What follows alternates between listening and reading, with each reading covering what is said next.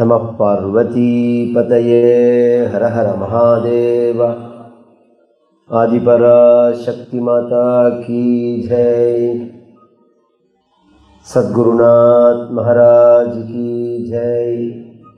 जानकी कांत स्मरणं जय जय राम राम। गोपिका जीवन स्मरणं गोविंद गोविंद। आंजनेय मूर्ति की जय।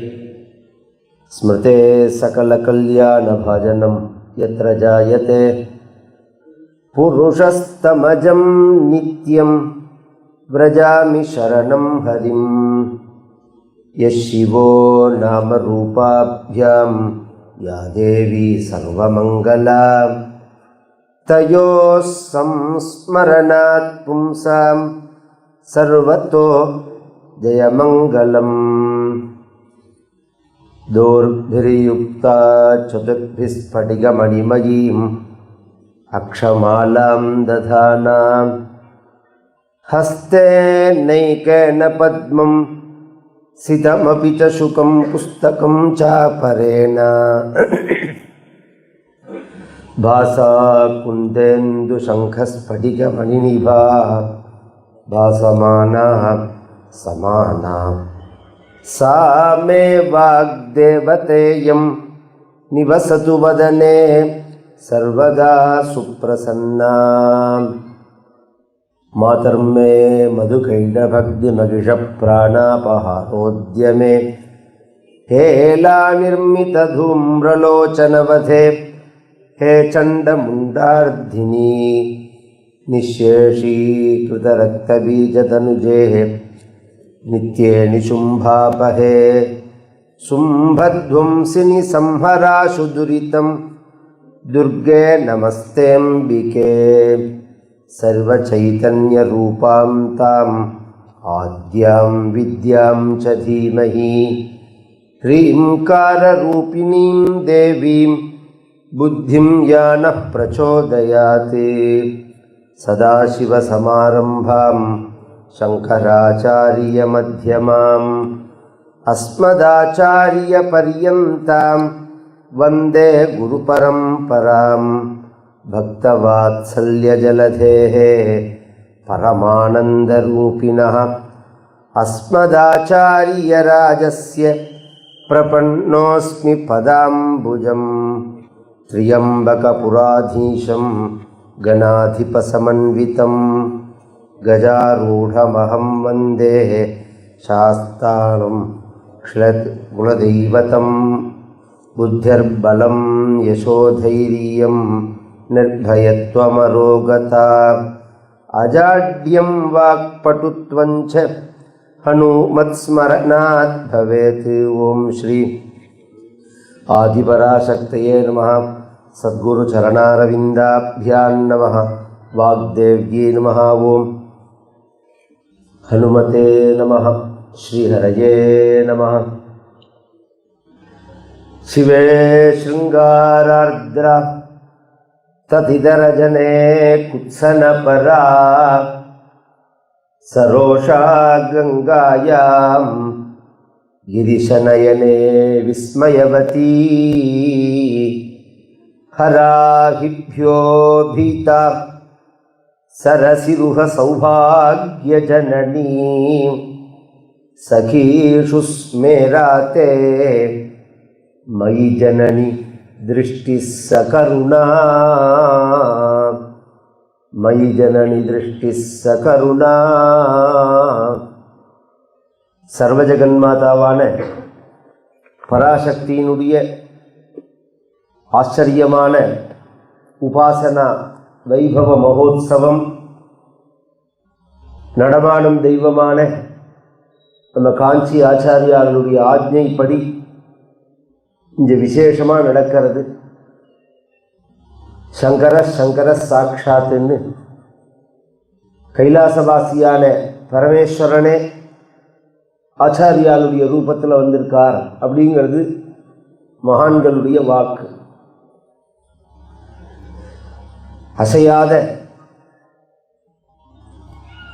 உருவமா தட்சிணாமூர்த்தியா மௌன ரூபியா கல்லால மரத்தடியில் உட்கார்ந்து இருக்கக்கூடிய அந்த பரமேஸ்வரன் லோகம் முழுக்க க்ஷேமத்தை பண்ணணும் அப்படிங்கிற கருணையோட இந்த சங்கரனாக வந்து அவதாரம் பண்ணி சஞ்சாரம் பண்ணினார் அப்படின்னு மகான்களுடைய வாக்கு. அந்த பரம்பரையில் வந்த எல்லாருமே நமக்கு ஆச்சாரியால் தான், பரமேஸ்வர ஸ்வரூபந்தான். இது வந்து இந்த இந்த ஜனநாயக இதில் வந்து எலெக்ஷன் வச்சு தேர்ந்தெடுக்கிற மாதிரிலாம் கிடையாது. அதில் ஒத்தரை கூட நாம் குறை சொல்ல முடியாது, குறை சொல்கிற மாதிரி கிடையாது. அது எந்த பீடத்தில் இருந்தாலும் சரி, இது காஞ்சிபுரமாக இருந்தாலும் சரி, சிங்கேரியாக இருந்தாலும் சரி, ஒரு ஆச்சாரியாளுக்கு ஒரு ஆச்சாரியால் இவர் வந்து நம்ம பரமேஸ்வரன் மாதிரி, இவர் பரமேஸ்வரன் மாதிரி பிரமிக்கிற மாதிரி தான் இருக்கா ஒரு ஆச்சாரியால்.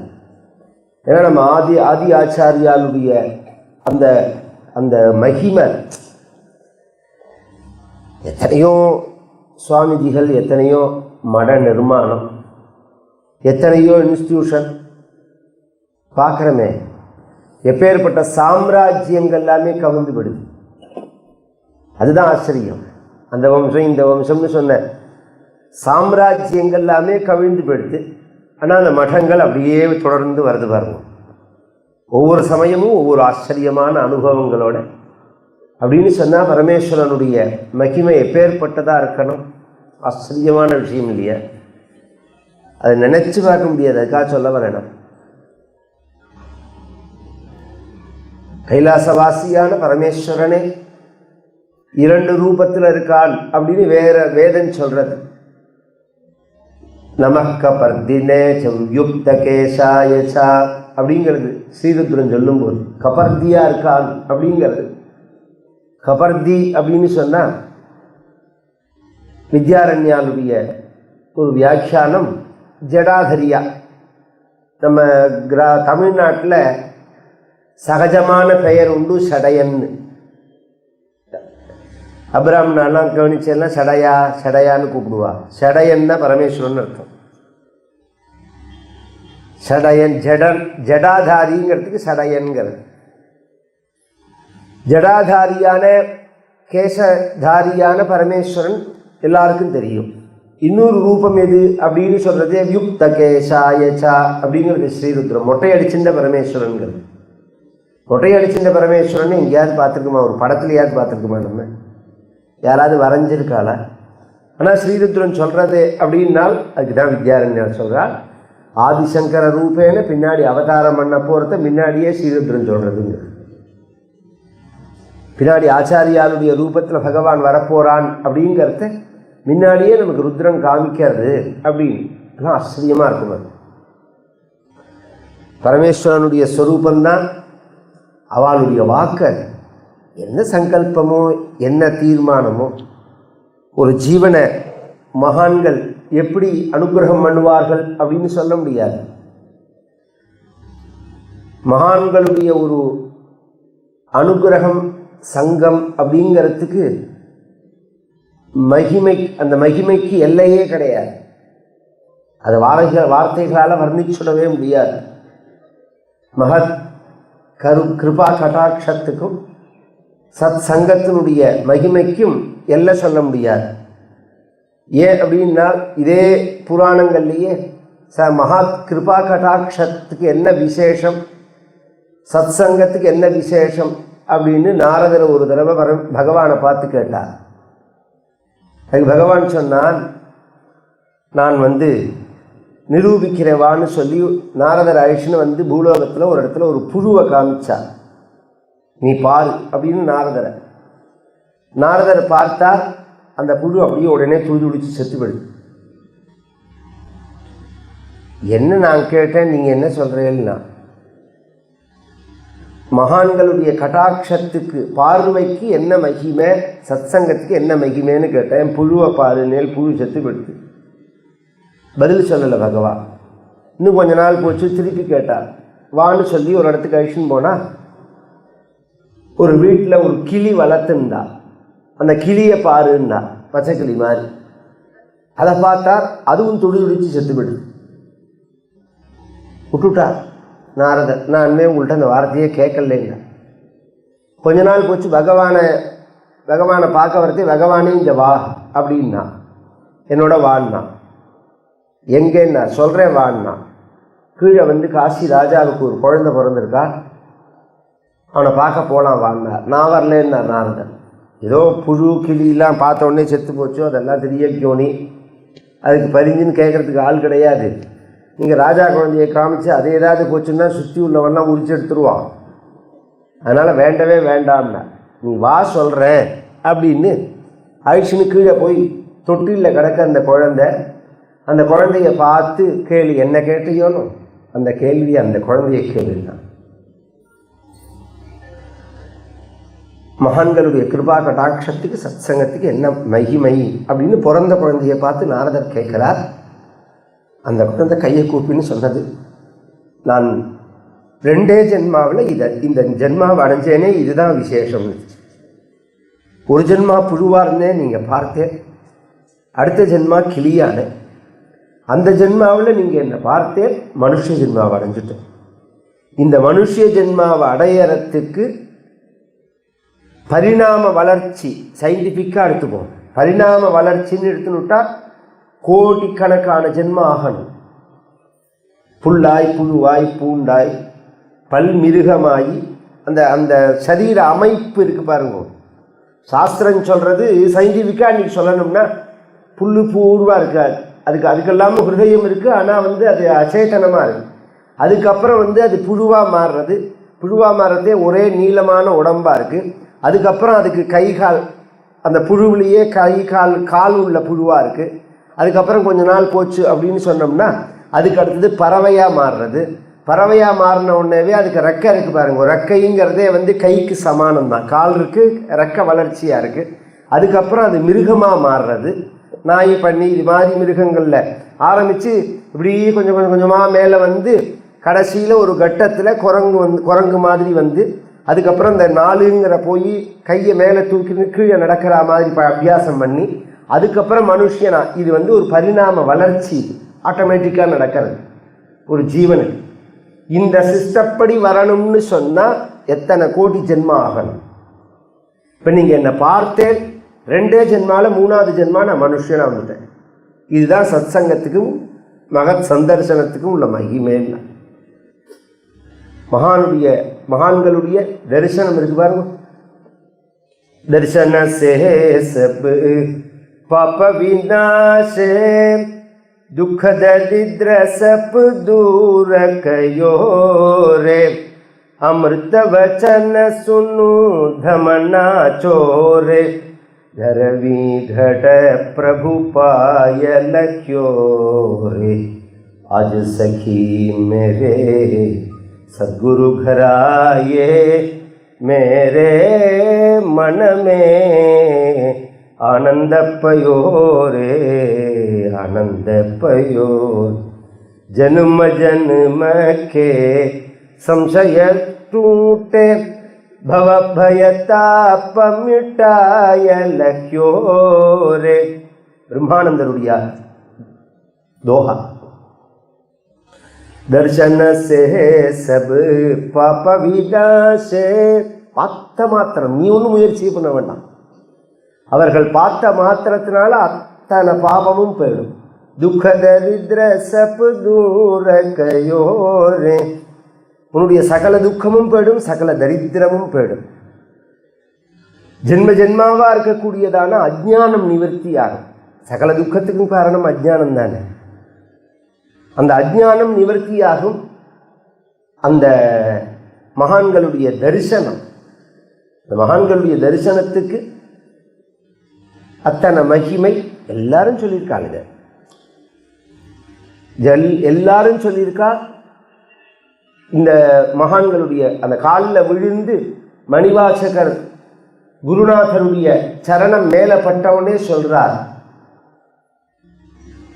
நான் எப்படி இருந்தேன், என்ன பரிஸ்திதியில் இருந்தேன்.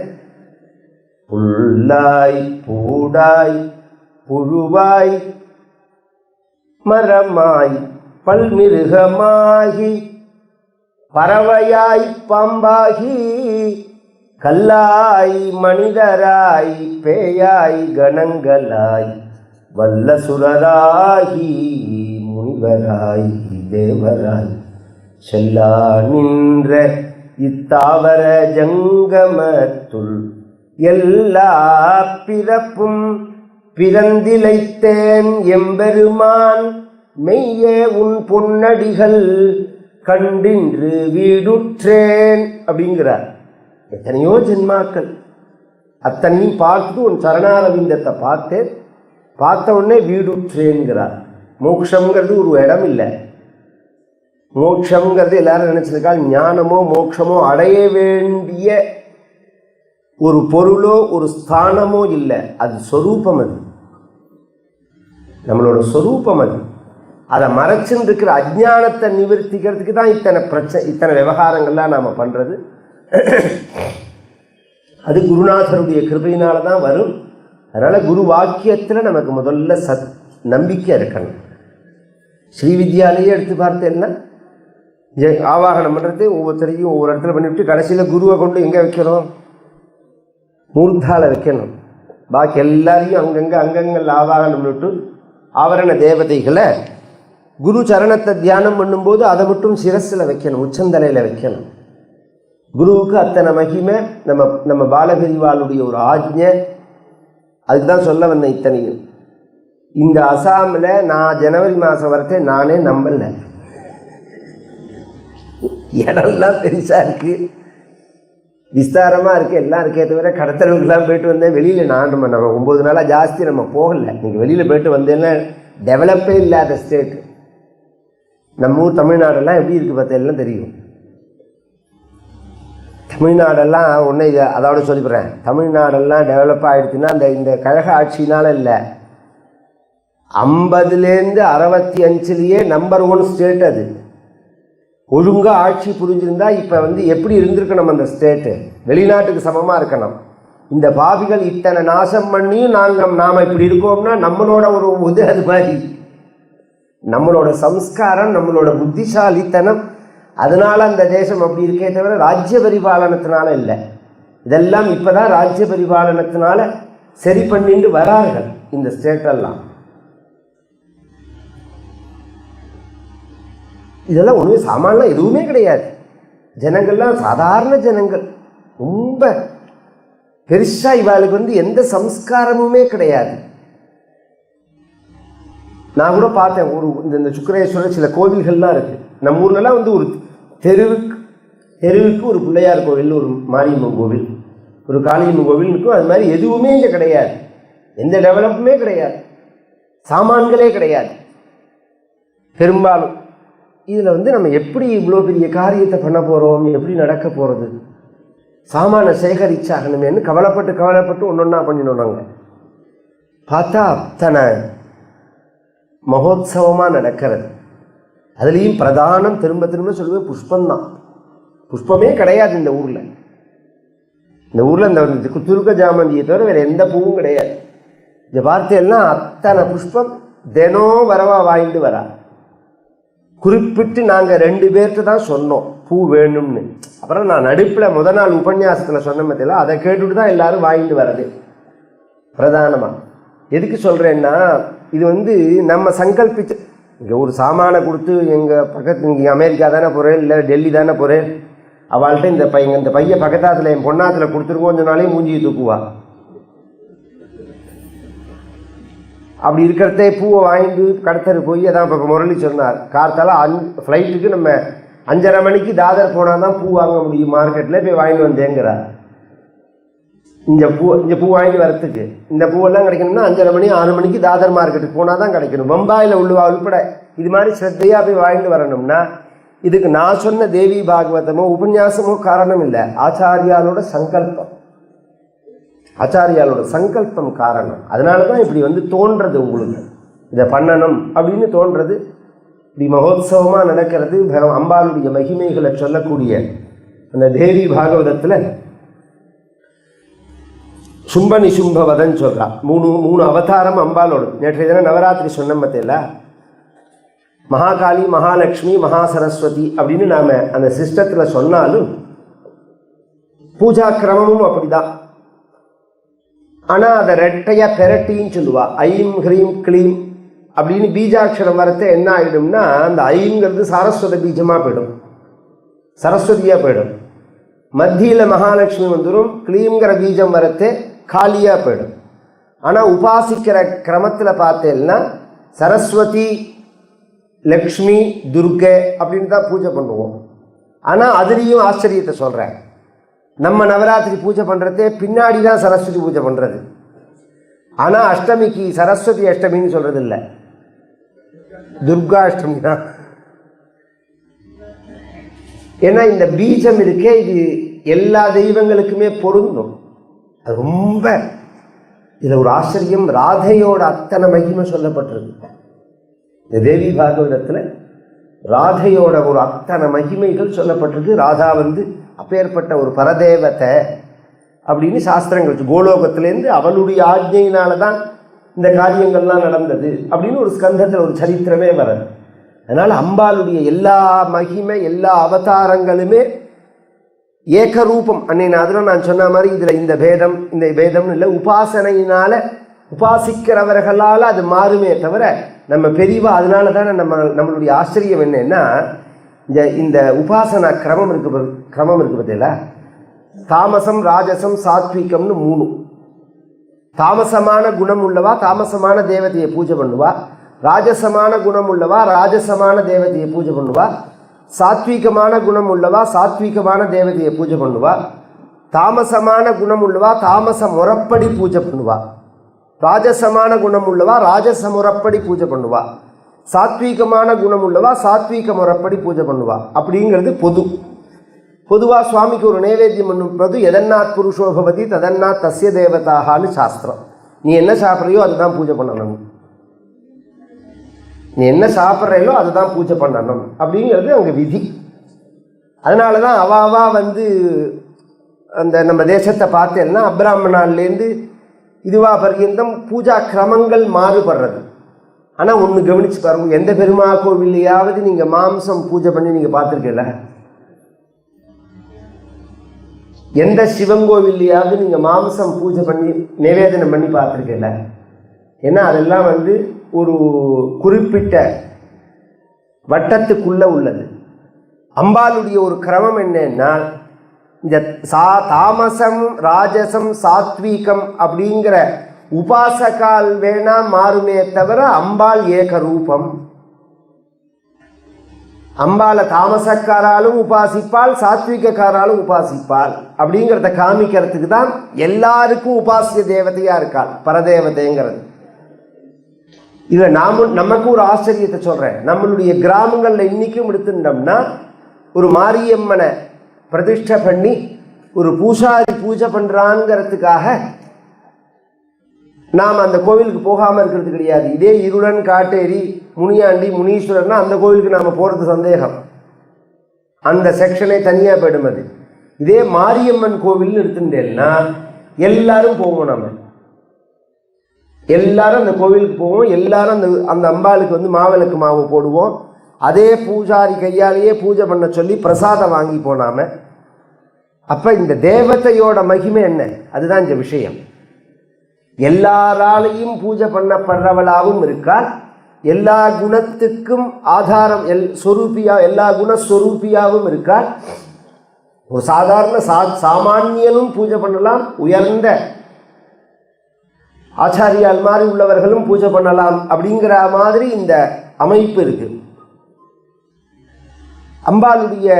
அதனால தான் ராமகிருஷ்ண பரமஹம்சருடைய சரித்திரத்தில் அந்த காளி கோவிலில் பலி கொடுப்பா பார்த்தீங்களா, அந்த வெஸ்ட் பெங்கால்லாம் பார்த்தீங்கன்னா இங்கேயே பார்த்தீங்கன்னா பயங்கரமாக இருக்கும். நமக்கே ஒரு தடவை பகீருக்கும் அதை பார்த்தாலே. இவ்வளோ பெரிய ஒரு மகிமையோடு இருக்கும், நாம் போய் அந்த பலி கொடுக்குற அந்த இதை மட்டும் நம்ம மனசால ஏற்றுக்க முடியாது அப்படிங்கிற மாதிரி இருக்கும். ராமகிருஷ்ண பரமஹம்சருடைய உபதேச மஞ்சரி அப்படின்னு ஒரு புஸ்தகம் இருக்குது.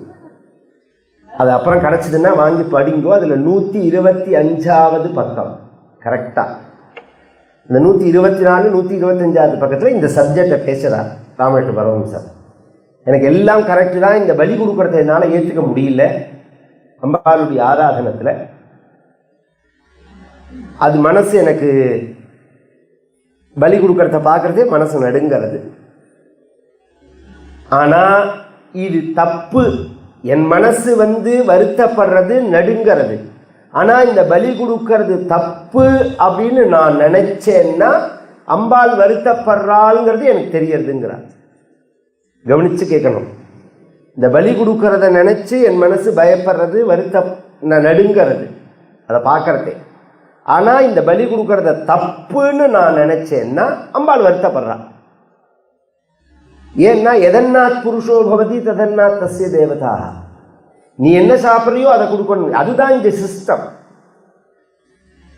அந்த இந்த இந்த இதுலேயே எடுத்து பார்த்தேன்னா, தேவி பாகவதத்திலேயே எடுத்து பார்த்தேன்னா, அந்த பூஜா விதானம், யாக விதானங்கள் சொல்லும்போது 2 வகையான கிரமத்தையும் சொல்றது. மாம்சத்தினாலையும் அம்பாளை பூஜை பண்ணலாம், சர்க்கரை அன்னத்தினாலையும் பூஜை பண்ணலாம், மாஷத்தினாலையும் பூஜை பண்ணலாம்னு. அந்த சர்க்கரை அன்னம், வெல்லம், உளுந்து, இது 2ம் அதுக்கு சமானம். இந்த மாம்சத்துக்கும் கல்லுக்கும் சமானம். அந்த ஸ்தானத்தில் தான் அதை பூஜை பண்ணுறது. வெல்லம் கல்லுக்கு சமானம், உளுந்து அவ்வளோ புரோட்டீன் இல்லையா, மாம்சத்துக்கு சமானம் அது. அதனால தான் பொதுவாகவே உளுந்தையின் உணவு முறையில் சொல்கிறேன். ஆனால் நம்ம விபரீதமாக அதை தான் பண்ணுவோம். உளுந்தையும் தயிரையும் சேர்க்கக்கூடாது. சிஸ்டர்படி ஆகார முறைப்படி, ஆயுர்வேத முறைப்படி உளுந்தையும் தயிரையும் மிக்ஸ் பண்ணவே கூடாது. ரொம்ப பேருக்கு தெரியாது. புரிகிற மாதிரி சொல்கிறேன். சமையல் பண்ணுறதே சூட்டோட அடுப்பில் இருக்கிறதே எலுமிச்சம்பழம் புரியலாமோ? யாராவது ஒரு மாமி சொல்லுங்க பார்ப்போம். 2 பேர் தான் சொல்கிறேன், புரியக்கூடாது. அடுப்பில் இருக்கும்போது எலுமிச்சம்பழம் புரியக்கூடாது.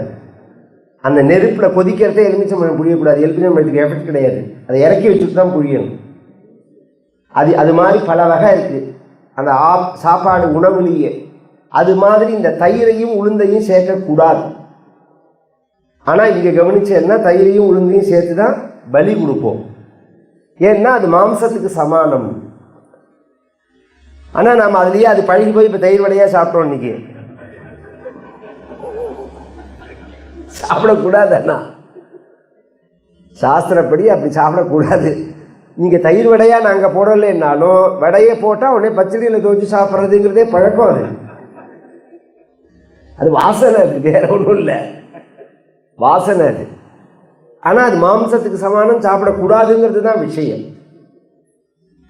இந்த 2 வகையாகவும் இருக்கு. பாயசம் திலசர்பிஷா அப்படின்னு பூஜா கிரமத்தில் 2ஐயும் சொல்றார்.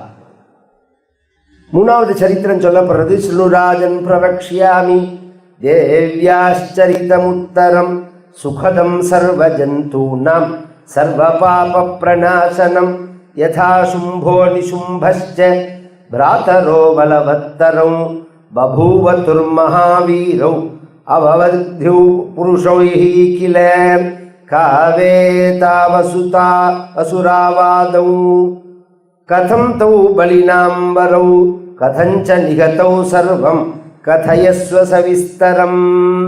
சும்ப நிசும்பனுடைய சரித்திரத்தை சொல்றேன் அப்படின்னு ஆரம்பிக்கிறார். சும்பன் நிசும்பன் அப்படின்னு 2 அசுரர்கள். பொதுவாக இந்த அசுரர்களுடைய உற்பத்தி சகஜமாக இருக்கு. பொதுவாகவே இந்த சிருஷ்டியில் கவனிக்கிறதவே ப்ளஸ்ஸு மைனஸுங்கிறது, நெகட்டிவ் பாசிட்டிவ்ங்கிறது இயற்கையாகவே உள்ளது.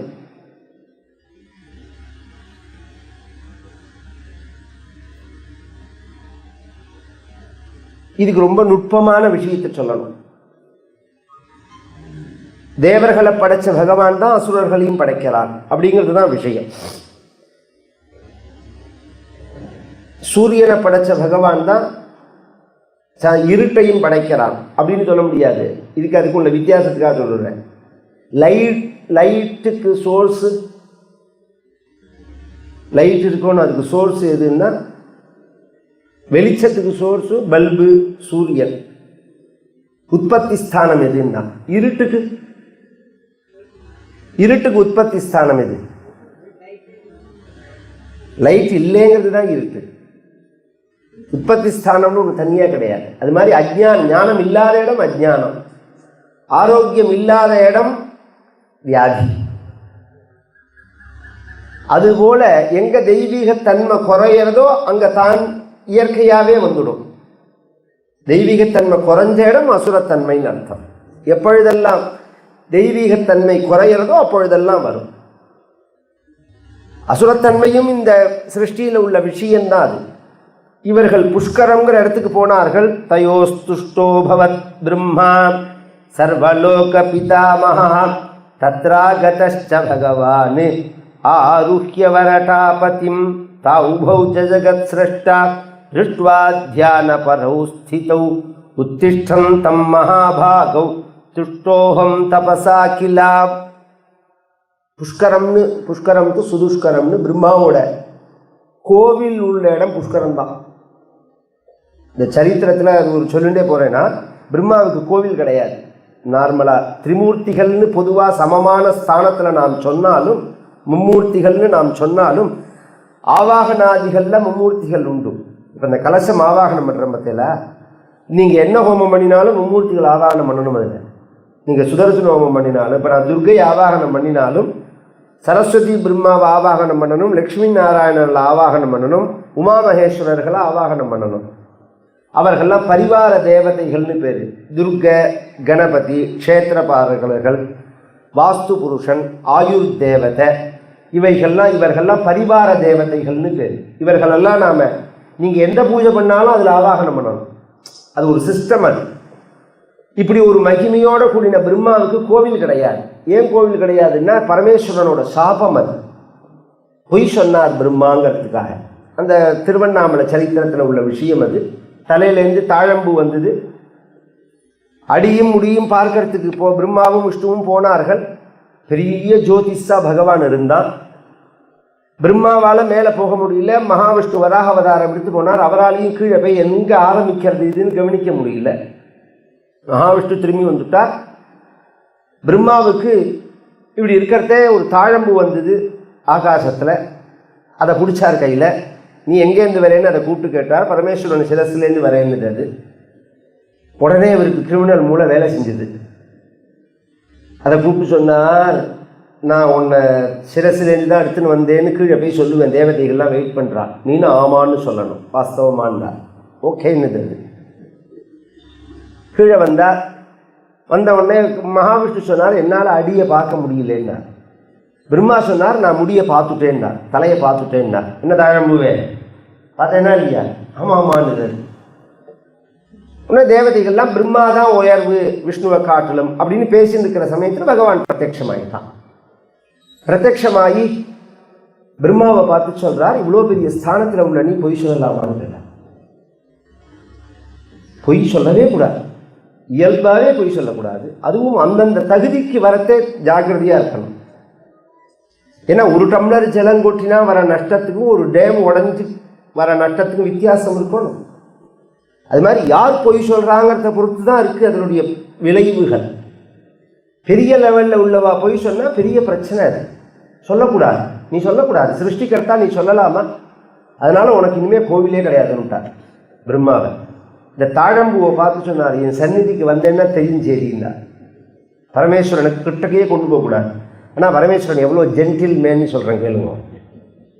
இது மாதிரி ஆத்துக்காருக்கு ஒரு இடத்துல சண்டைன்னா பொண்டாட்டி கூப்பிட்டு நீனும் அங்கே போகக்கூடாதும்பா. பொதுவாக எனக்கு பிடிக்கலன்னா நீனும் அதை பண்ணக்கூடாது, எனக்கு பிடிக்கலன்னா சமைக்கக்கூடாது. அதெல்லாம் ஒரு காலம். இப்போ அதெல்லாம் ஒன்றுமே கிடையாது, அது வேறு விஷயம்.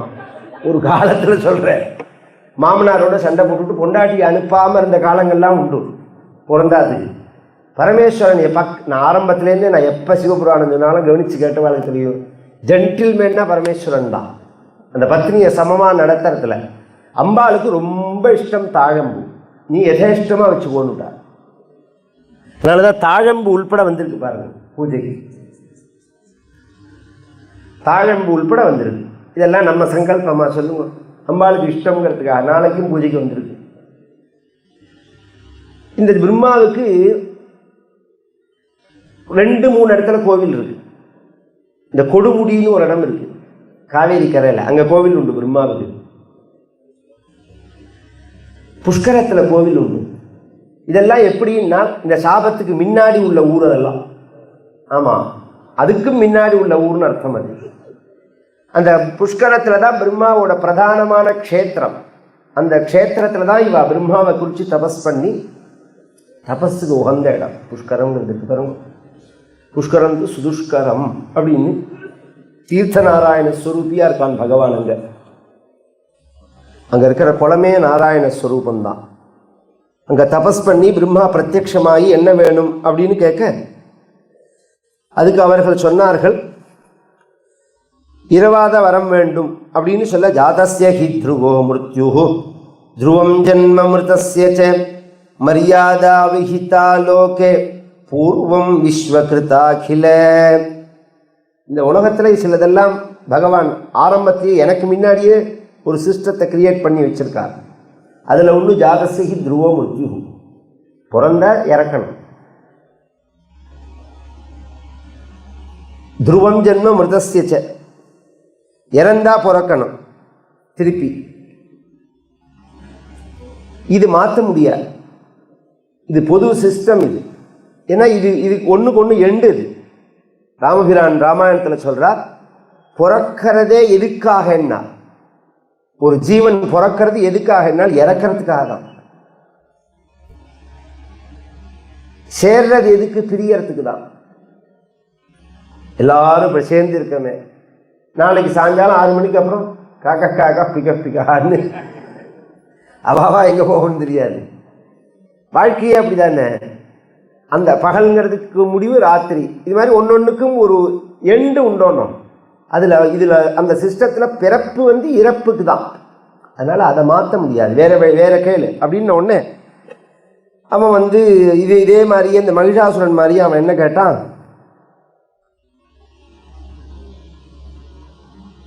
எங்களுக்கு தேவர்களோ மிருகங்களோ மனிதர்களோ யாராக இருந்தாலும் சரி, புருஷைஹி அமராத்யைஷ்ச மானவைஹி மிருகபக்ஷிபிஹி அவத்யத்வம் கிருபா சிந்தோ தேஹினோ வாஞ்சிதம் வரம் நாரி பலவதி காஸ்தி யானோ நாசம் கரிஷ்யதி.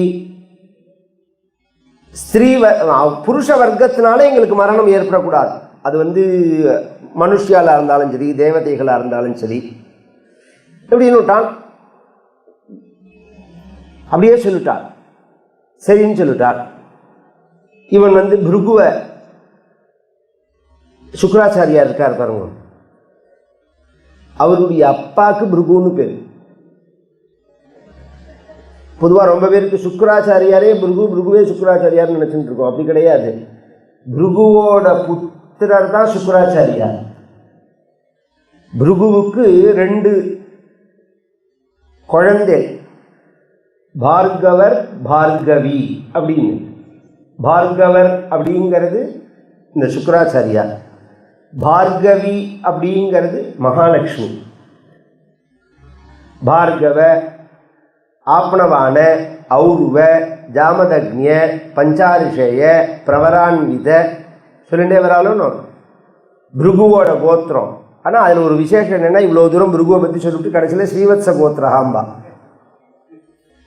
பார்கவ, ஆப்னவான, ஔர்வ, ஜாமதக்னிய, பஞ்சாரிஷேய எல்லாம் சொல்லிவிட்டு பிருகுவோட கோத்திரம்னு சொல்ல மாட்டா, ஸ்ரீவத்ச கோத்திரம்பா. அங்கே என்ன விசேஷம் அதுக்குன்னா, எங்காத்துல மகாலட்சுமி பிறந்தாலும் சொல்கிறது. மகாலட்சுமி பிறந்த கோத்திரம்னா அப்படின்னு சொல்கிறதுக்காக சொல்கிற வார்த்தை. அது மட்டும் விசேஷம், ஸ்ரீவத்ச கோத்திரம் மட்டும். அதனாலேயே ஆகுதியில் வரத்து அதுக்கு வித்தியாசம் உண்டு. நாங்கள் அந்த ஹோமங்கள்லாம் முடிஞ்ச உடனே பக்குவாகுதின்னு பண்ணுவார். சாதாரண கோத்திரமாக இருந்தால் ஒரு ஆகுதி தான். ஸ்ரீவத்ச கோத்திரத்துக்கு மட்டும் 2 ஆகுதி. விசேஷம்.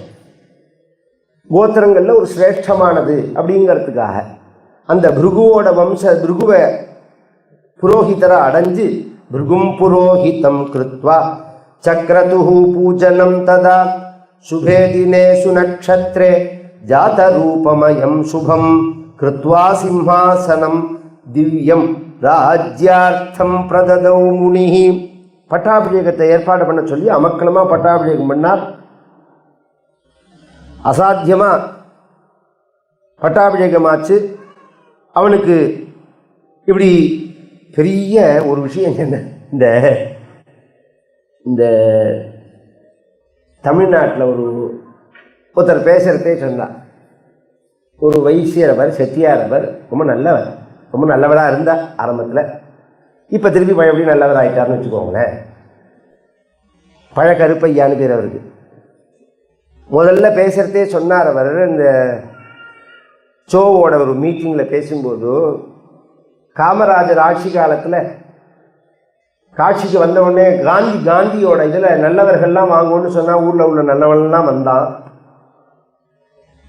அடுத்தது திராவிட கட்சி வந்த உடனே ஒருத்தர் பேரை சொல்லி ராஜ்யத்துக்கு வாங்கணுன்னு உடனே ஊரில் உள்ள அயோக்கியெல்லாம் போய் சேர்ந்துட்டான்னா.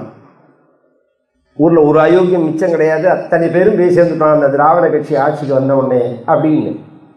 அது எங்கே ஆரம்பம்னா இதில் தான். இந்த சும்பன் வந்த உடனே இவனோட சேர்ந்து சண்டன், முண்டன், தூம்ரலோச்சனன், அப்புறம் ரக்தபீஜன், ஒருத்தர் மிச்சம் கிடையாது உலகத்தில். ஊரில் உள்ள அயோக்கியம் அத்தனை பேர் அவனோட சேர்ந்துட்டான் ராஜ்ய பரிபாலனத்தில். இது அதில் தான். அதனால தான் விதுர நீதியில் ஆரம்பிக்கிறதேவே விதுரர் சொல்கிறார், யாருடைய ஞானமானது படிப்பானது பணத்துக்கு விலை போகாமல் இருக்கோ அவன்தான் பண்டிதன். எவனுடைய அறிவானது பணத்துக்கு விலை போகாமல் இருக்கும்னா. இந்த பழகருப்பையாவை சொன்ன பார்த்தீங்களா, ரொம்ப புத்திசாலி, ரொம்ப நல்லவர், ரொம்ப நல்லவர். அப்புறம் பார்க்கறதே இதே மாதிரி நான் சொன்ன மாதிரியே இந்த திராவிட சித்தாந்தங்கள்லாம் பேச ஆரம்பித்தா இப்போ பழையபடி மாறிட்டார்னு வச்சுக்கோங்க. ஆனால் பொதுவாக வைசியால் எல்லாருமே தர்மிஷ்டா, அதை சொல்லணும் போகணும். ஒருத்தர் 2 பேரை வச்சுருந்து நாம் அவளை குறை சொல்லக்கூடாது. இந்த பாரத தேசத்தில் இத்தனை ஆலய நிர்மாணம், இத்தனை பாடசாலை, இத்தனை அன்னதான சத்திரம், இதெல்லாம் யாரால் நடந்ததுன்னா செட்டியார்களால் தான். அவர்கள் தான் காரணம். அவர்கள்லாம் தான் வியாபாரம் பண்ணி, சத்திரியர்கள் ஒரு காலத்தில் இருந்தார்கள், அப்புறம் இவர்கள் எடுத்துட்டார்கள். அதை எல்லா இடத்துலையும் பார்த்தேன்னா செட்டியார் பாடசாலை, செட்டியார் அன்னதான சத்திரம் அப்படிலாம் இருக்கும். அது அவளுடைய தர்ம சிந்தனையே தனி. அது இன்னி பரியந்தம் அவளுடைய வியாபாரம் கையை விட்டு மாறி போயிடுத்து, அவன் கையிலேயோ போயிடுத்து. அதனால் அவளுடைய இது நொடிச்சு போயிடுத்தே தவிர நல்லவர்கள். அந்த வார்த்தை உபயோகத்துக்கு சொல்கிறேன். ஒரு அயோக்கியன் ஆட்சிக்கு வந்தான்னா ஊரில் உள்ள அயோக்கியெல்லாம் பின்னாடி போய் சேர்ந்துப்பான் அப்படின்னார். அது கரெக்டாக இருக்குது தேவி பாகவதத்தை பார்க்குறது. இவன் சும்பன் பட்டாபிஷேகம் பண்ணின்ற அடுத்த க்ஷணம் சண்டமுண்டௌ மகாவீரோ பிராதரோ பலதர்பிதோ தூம்ரலோச்சன நாமாச்ச தத்ரூபச்சண்டி விக்ரமஹ ரக்தபீஜஸ்ததா சூரஹ வரதான பலாதிகஹ.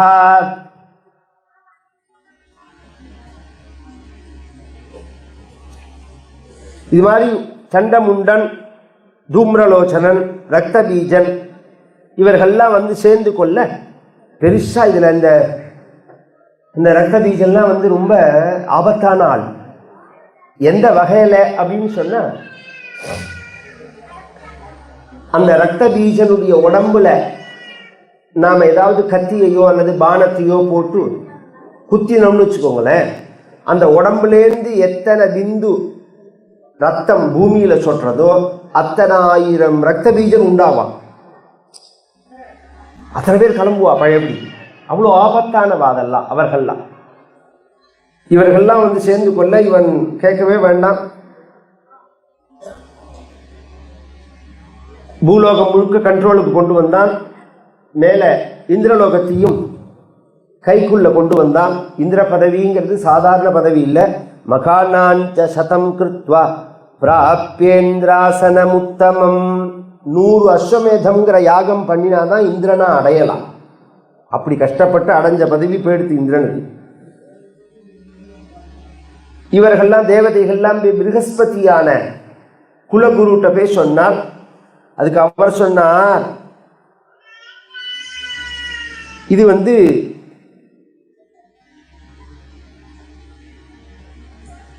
காலம். இது மிந்தி மகிஷாசுரனால இது மாதிரி ஒரு ஆபத்து ஏற்பட்ட சமயத்தில் தேவி எல்லாரும் சரணம் அடைஞ்சோம். தேவி உங்களுக்கு கிருபை பண்ணினா. அது மாதிரி பொதுவாக யாருமே நேற்றைய தினம் ஒரு விஷயம் சொன்ன எல்லா சௌக்கியத்துக்கு வரத்தே பண்ணுற அந்த முயற்சியானது சௌக்கியம் வந்த பிறகும் நாம் பண்ணுறது இல்லை. இந்த சௌக்கியத்தை அடையறதுக்கு எத்தனையோ முயற்சி பண்ணுறோம் நம்ம வாழ்க்கையில். அந்த சௌக்கியத்தை அடைஞ்ச பிறகு அதை நாம் பண்ணுறதில்லை. அந்த ஆக்டிவிட்டி அப்படியே இருந்துகிட்டே இருக்கணும். அது ஜபமோ பூஜையோ பாராயணமோ. நம்ம பெரியவாள்லாம் பார்த்தேன்னா அந்த காலத்தில் வயசான வாழை பார்த்தேன்னா ஞாபகம் இருக்கும். தாத்தா பாட்டிலாம் இந்த மடியையோ ஆச்சாரத்தையோ ஸ்தோத்திரத்தையோ ஜபத்தையோ எதையுமே நிறுத்த மாட்டான். ஆகாரம் குறைஞ்சி போயிருக்கும், பேச்சு குறைஞ்சி போயிருக்கும், கண்ணு தெரியாது, காது கேட்காது. ஆனால் இந்த ஆக்டிவிட்டி எதுவுமே நிற்காது. ஜபம் நிற்காது, பாராயணம் நிற்காது, பூஜை நிற்காது. ஏன் அப்படின்னா அதுதான் கரெக்டான வாழ்க்கை முறை. அதெல்லாம் மறந்துடணும், அது மட்டும் மிச்சம் இருக்கணும். நம்மளை யாருன்னு கேட்டால் கூட அடையாளம் தெரியாது. சௌந்தர் லஹரி கரெக்டாக சொல்லுவாள், லலிதா சாஸ்திரநாமம் கரெக்டாக சொல்லுவாள், ஞாபகமாக சொல்லுவாள். அதெல்லாம் எவ்வளோ பெரிய பாக்கியசாலிகள். நம்ம எல்லாத்தையும் மறந்துட்டு எதையோ உளறலாம். இந்த வயசான காலத்தில் பயத்தில் இப்போ பேசுகிற வேலை பாருங்க, பாவம் அதெல்லாம். அதுக்காக சொல்ல வரேன். இந்த அபியாசம் சின்ன வயசில் அதுக்கு தான் சின்ன வயசில் மனப்பாடம் பண்ணுற பகுதிகளை நிறைய சொல்லி கொடுக்கணும். இந்த புத்தியோட வளர்ச்சிக்கு அதுதான் முக்கிய காரணமே. இந்த குழந்தைகளுக்கெல்லாம் இருக்கு பற்றில, இவாளுக்கெல்லாம் நீங்கள் பொருள் விளக்கமே சொல்லக்கூடாது. இப்போதைக்கு இதுக்கு இது விளக்கம், இதுக்கு இது விளக்கம், இதனால் இப்படி வந்தது, 1+1 2 இதெல்லாம் சொல்லவே வேண்டாம். அரண் செய்ய விரும்பு, 6 வதிசினம்னு அந்த செய்யுள் மாதிரி இருக்கு பாருங்க, சுக்லாம்பரதரம். இது மாதிரி ஸ்தோத்திரங்களை முழுக்க சொல்லி கொடுத்துடணும் குழந்தைகளுக்கு. சொல்ல சொல்ல சொல்ல பைஹார்ட் பண்ணுறது முழுக்க பண்ணிவிடணும் 10-15 வயசுக்குள்ள. அந்த புத்திக்கும் சாதாரண புத்திக்கும் வித்தியாசம் உண்டு. இந்த பைஹார்ட் பண்ணினதெல்லாம், அதுவும் ஸ்தோத்திரமாக பைஹார்ட் பண்ணினதெல்லாம் என்ன ஆகும்னா 80 வயசுக்கு மேலே வாழ்க்கையில் உள்ளது எல்லாம் மறந்து போயிடும். இந்த பைஹார்ட் பண்ணது அப்படியே இருக்கும். இந்த ஸ்தோத்திரங்கள்லாம் அப்படியே நிற்கும், பாராயணங்கள்லாம் அப்படியே நிற்கும். இது ஒரு சிஸ்டம், அழகான ஒரு நம்ம எவ்வளோ யோஜனை பண்ணி பெரியவாள்லாம் அந்த வாழ்க்கை முறையை அமைச்சு கொடுத்துருக்கா. அதோட மகிமை புரியாமல் நாசம் பண்ணிவிட்டோம் பாருங்க. இந்த ப்ரஹஸ்பதி சொல்கிறார், சௌக்கியத்துக்கு வந்ததுக்கு அப்புறம் நீங்கள் அம்பாலை மறந்துட்டு அதனால இந்த கஷ்டம், திருப்பி பூஜை பண்ணுங்க அம்பாலை அப்படின்னு சொல்ல, இவர்கள்லாம் என்ன பண்ணினார்கள்? ஹிமாச்சல பிரதேசம் போய் தஸ்மாத் விமாச்சலே கத்வா பர்வதே சுமனோஹரே ஆராதனம் சண்டிகாயாஹ ருத்வம் பிரேம பூர்வகம் மாயா பீஜம் ஹிருதா நித்யம் ஜபந்தஹ சர்வ ஏவ ஹி நமச்சக்ரத் மகாமாயம் பக்தானாம் சபயப்ரதாம். மாயா பீஜம் 3 பீஜம் சொன்னேன்னா, சாரஸ்வதி பீஜம், காமராஜ பீஜம், மாயா பீஜம். சாரஸ்வதி பீஜம்ங்கிறது தான் ஐம் அப்படிங்கிறது, காமராஜ பீஜம்ங்கிறது கிளீங்கிறது. சாரஸ்வதி பீஜத்தோட சரித்திரம்தான் மது கைடபர்களுடைய சரித்திரம்.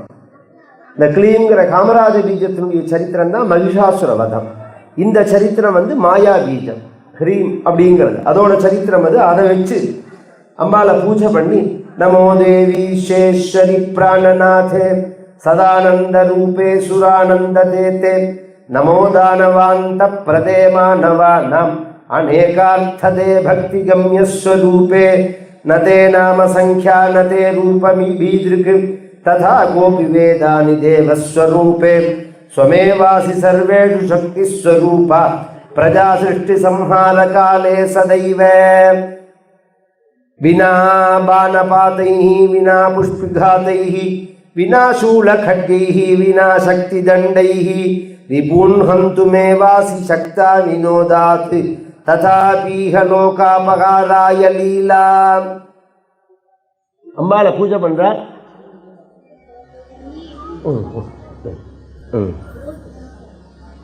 அம்பாள் பிரத்யக்ஷமாகி என்ன வேணும் அப்படின்னு கேட்க,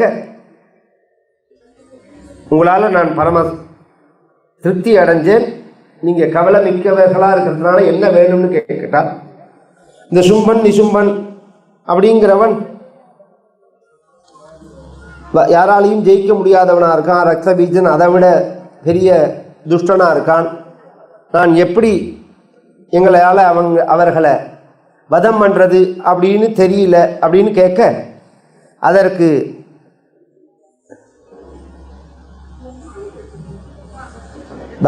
அம்பாள் சொன்னால், நான் அவர்களை வதம் பண்ணுறதுக்கு என்னோட சரீரத்திலேருந்து பல ரூபங்களை நான் ஏற்படுத்துகிறேன். பார்வதியினுடைய சரீரத்திலேருந்து அம்பிகை கௌசிகி அப்படிங்கிற ரூபத்தில் வெளியில் வரேன். அதே பார்வதியினுடைய சரீரத்திலேருந்து வேறாக பிரிஞ்சு காளிகா அப்படிங்கிற ரூபத்தில் வெளியில் வரேன். அதே பார்வதியினுடைய சரீரத்திலேருந்து காலராத்திரி அப்படிங்கிற ரூபத்தில் வெளியில் வரேன் அப்படின்னு சொல்லி அம்பாள் அனுகிரகம் பண்ண. இதே துர்காவா அம்பாள் வெளியில் அனுகிரகம் பண்ணினார். அதே மாதிரியே தேவதைகள்லாம் ஸ்தோத்திரம் பண்ணினார்கள். அம்பாள் வெளியில் பிரத்யக்ஷமாகி சும்ப நிசும்பர்களை யுத்தத்துக்கு கூப்பிட அந்த அந்த தேசத்தினுடைய வெளியில் அவுட்டரில் நின்று தூது அனுப்புகிறார். அனுப்பிச்சா அசுரர்கள் சண்டைக்கு கூப்பிட்றான்னு உடனே அவன் வந்து பார்த்தான். அம்பாளை திவ்ய ரூபிணியாக இருக்காள். நேர போனான். இவன் சண்டைக்கு கூப்பிட்றாள் அப்படின்னு சும்பனி சும்பிட்ட சொல்லணும். சண்டைக்கு தான் அம்பாள் வந்து கூப்பிட்டுருக்காள் வான்னு. அவன் சொன்னான், நேதிரிசி தேவலோகோஸ்தி நகந்தர்வ புரே ததா நதிருஷ்டுவா ந ஸ்ருதா குவாபி பிருத்திவியாம் பிரமதோத்தமா. இது மாதிரி ஒரு பொண்ணு, அழகான பொண்ணை எங்கேயுமே பார்க்க முடியாதுன்னா. அவளுடைய ஒரு சுபாவத்துக்கு சொல்ல வரேன்னா, அவள் சண்டைக்கு வான்னு கூப்பிட்டுருக்கா. சண்டைக்கு வான்னு கூப்பிட்டுருக்கான்னு சொல்ல வேண்டியிருக்கிற இடத்துல இது மாதிரி ஒரு அழகான பொண்ணை பார்த்ததே கிடையாது. நியாயதாம் கஸ்ய புத்ரீயம் கிமர்த்தமிகச்சாகதா. இவ யாரோட பொண்ணு அப்படின்னு தெரியல. இங்க சண்டைக்குன்னு வந்து கூப்பிட்றார். நீங்க வந்து உலகம் முழுக்க சும்பனி சும்பர்கள், இது மாதிரி ஒரு அயோக்கியர்களுக்கெல்லாம் கூட இருக்கிறவன் தான் சத்ருவே. ஏற்கனவே அவன் அயோக்கியம், கூட இருக்கிறவன் வந்து நல்ல வார்த்தையை சொல்லி அவனை திருத்த மாட்டானோ. உலகத்தில் உள்ள எல்லா நல்ல பொருள்களையும் கொண்டு வந்து உங்கள் மாளிகையில் வச்சிருக்கேன், அது போராது. இந்த ஸ்திரீ ரத்னமான இவளை கொண்டு வந்து உங்கள் அரண்மனையில் உங்களுக்கு பக்கத்தில் உட்காந்து வச்சாதான் அது பூர்த்தியாகும். அது கச்ச சுக்ரீவ தூத் அப்படின்னு சொல்ல, சுக்ரீவன் ஒரு தூதன் அவனை அனுப்பிச்சு இந்த சும்பனி சும்பன் சொன்னான், போய் அவள்கிட்ட பேசு அப்படின்னு. அதற்கு அவ சொன்னால், அவன் வந்து சொன்னான், அம்பாளை வர்ணிச்சு, எங்க ராஜா அவங்கள ரொம்ப விரியா சாகர பரியந்தம் தவசாஜ்ஞா கரஸ்காந்தே பவானி மரணாவதி அவத்யோஸ்மி வராரோஹே சதேவா சுரமானுஷைஹி சதா சௌபாகிய சம்யுக்தா பவிஷ்யதி வரானனே. எங்க ராஜா சும்பனி சும்மன் இருக்கானே, மரணத்தை ஜெயிச்சவன். ஏன்னா அவனை யாரும் அதம் பண்ண முடியாது. அதனால ஜென்மா பரியந்தம் நீ சௌபாகியத்தோடு இருக்கலாம். இது ஒன்று. ரெண்டாவது விஷயம் என்ன அப்படின்னு சொன்னா, எங்க ராஜா சொல்லியிருக்கார், உலகம் முழுக்க அவருக்கு கட்டுப்படுறது, அவருடைய கட்டளைக்கு கட்டுப்பட்டு நடக்கிறது. அவர் வந்து ஜீவனை விடுற பரியந்தம் உன் காலடியில சரணாகதியா இருப்பார், உன் கட்டளைக்கு கட்டுப்பட்டு இருப்பேன் அப்படின்னு சொல்றார். அதனால அவரை நீ கல்யாணம் பண்ணிக்கணும் அப்படின்னு சொல்ல, அதுக்கு அவர் சொன்னார், அம்பாள் சொன்னார், இந்த கல்யாண விஷயத்துல எனக்கு ஒரு நிர்பந்தம் இருக்கு. என்ன நிர்பந்தம் அப்படின்னா, பாலபாவாத் விரதம் கிஞ்சித் கிருதம் ராஜன்மயா புரா கிரீட்யந்தன் கிரீடத்யாச வயஸ்யாபிஹி சகைகாந்தே எதிர்ச்சயா. என்னுடைய தோழிகளோட நான் சின்ன வயசுல விளையாடும் போது எனக்கு சரீர பலம் கூட. என்னுடைய சரீர பலத்தை பார்த்துட்டு நானே தனிமேல எனக்கு ஒரு விரதத்தை வச்சிருந்தேன், ஒரு சங்கல்பம் வச்சிருந்தேன். என்ன சங்கல்பம்னா, என்னை யார் யுத்தத்தில் ஜெயிக்கிறானோ அவனை தான் நான் கல்யாணம் பண்ணிப்பேன். என்னை விட பலசாலியாக இருக்கணும், என்னை விட பலம் குறைச்சலா இருக்கக்கூடாது, என்னை விட பலசாலியா இருக்கணும், அவனை தான் நான் கல்யாணம் பண்ணிப்பேன் அப்படின்னு நான் மனசுல ஸ்வதேக பல சர்ப்பேன சகீனாம் புரதோரஹ மத்சமான பல சூரஹ ரணே மாம் ஜேஷ்யதி ஸ்புடம் தம் வரிஷ்யாம்யஹம் காமம் ஞாத்வா தஸ்ய பலாபலம். அதை நான் மனசுல வச்சிருக்கிறதுனால என்னோட யுத்தம் பண்ணி என்னை யுத்தத்தில் ஜெயிச்சாதான் அவரை நான் கல்யாணம் பண்ணிப்பேன், பதியா வரிப்பேன். யோமாம் யுத்தே ஜயே தத்தா தர்பஞ்ச விதுனோதி வை தம் வரிஷ்யாம்யஹம் காமம் பதிம் சமபலம் கில. இதெல்லாம் பின்னாடி, இதெல்லாம் ஒரு ஆச்சரியம். இதெல்லாம் விதை ஆரம்பத்தில். பின்னாடி சில புராணங்களில் கவனிச்செல்லாம் வரும். இந்த ஜோதிர்லிங்க கதையில் கவனிச்செல்லாம் ராவணன் கைலாசத்திலேருந்து லிங்கத்தை எடுத்துன்னு போனான். போகிற வழியில் ஒரு இடத்துல கீழே வச்சான். வச்ச உடனே அந்த லிங்கம் அங்கே பிரதிஷ்டையாயிடுது. அதுக்கப்புறம் அங்கேருந்து அவனால் பிடுங்க முடியல. அப்படிங்கிறது முக்காவாசி ஜோதிர்லிங்க கதையில் வரும். முக்காவாசி ஜோதிர்லிங்க கதையில் இந்த விஷயம் வரும். அதுபோல் என்னை விட பலசாலிய நான் யுத்தத்தில் என்னை யார் ஜெயிக்கிறாளோ அவளை தான் நான் வரிப்பேன் அப்படின்னு சொல்கிறா பாருங்க. இது அம்பாள் காமிச்ச வழி. அதனால தான் மீனாட்சி இந்த சங்கல்பத்தில் தான் மீனாட்சி கிளம்புறா வெளியில். சீதைக்கு இந்த நியமத்தின் பேரில் தான் ராஜா தனுஷ பணையம் வைக்கிறான். ஏன்னா சீதை சிவதனுஷ பணையம் எடுத்து யார் கட்டுறாளோ அவளுக்கு தான் சீதையை கல்யாணம் பண்ணி கொடுப்பேன் அப்படின்னு ஜனகன் சொன்னதுக்கு காரணம், மாவீரன் ஒத்தனை தன் பொண்ணுக்கு பதியா அடை வைக்கணுங்கிறதுக்காக இல்லை. அவ சீதையே சொன்ன கதை பின்னாடி. அகல்யேட்ட அனசூயேட்ட 5 வயசுல விளையாடின்னு இருக்கும்போது அந்த சிவதனுசுங்கிற அந்த வில்லு வச்சிருக்கிற பொட்டி இருக்கு. அந்த பொட்டியோட வெயிட் எப்படின்னா 5000 பேர் பிடிச்சி இழுக்கணும். அதை இந்த தேர் பிடிச்சி இழுக்கிற மத்தியில் கயத்தை பிடிச்சி இழுக்கிறது, தேர் நகர்ற மாதிரி 5000 பேர் பிடிச்சி இழுத்தாதான் அந்த பொட்டி நகரும். அவ்வளோ பலம் அந்த சிவதனுஷ். இந்த தோழிகளோட சீதை விளையாடும் போது ஒரு பால், இப்போ புரியறதுக்காக சொல்கிறேன், அந்த காலத்தில் அது அம்மானேன்னு சொல்லுவாள். அம்மானேன்னு ஒரு விளையாட்டு. அந்த காய் அடியில் போயிடுது, பொட்டிக்கு அடியில் போயிடுது.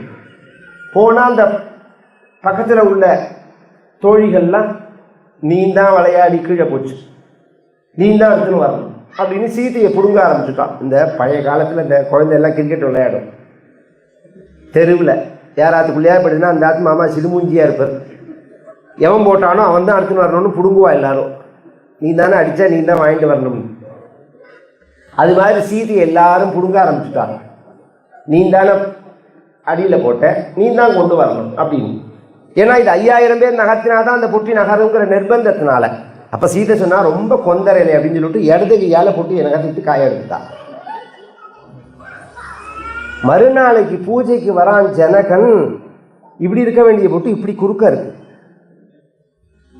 இதை யார் நகர்த்தினா அப்படின்னு கேட்டால் நம்பா மாதிரி தான். இதை யார் உடைச்சா, இதை யார் எடுத்தான்னு நம்ம மாத்திரம் ஒரு சாமானை கேட்டு பாருங்க, ஒருத்தர் பதில் சொல்ல மாட்டான். அது மாதிரி ஒருத்தரும் பதில் சொல்ல மாட்டேங்கிறா. இதை யார்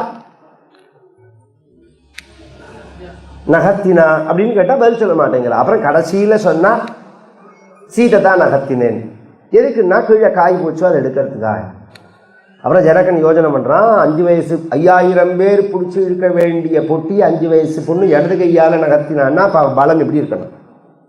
அப்போ இதுக்கு சமானமான வீரனை தான் நம்ம பர்த்தாவா வரிக்கணும் அப்படிங்கிறதுக்காக தான் அந்த வில்லை எடுத்து யார் உடைக்கிறாளோ அவனை அப்படின்னு வச்சா. அது மாதிரி நான் வரன் வச்சுருக்கேன். அதனால் என்னுடைய பிரதிஜையை என்னால் நான் மீற முடியாது. நீ போய் சொல்லு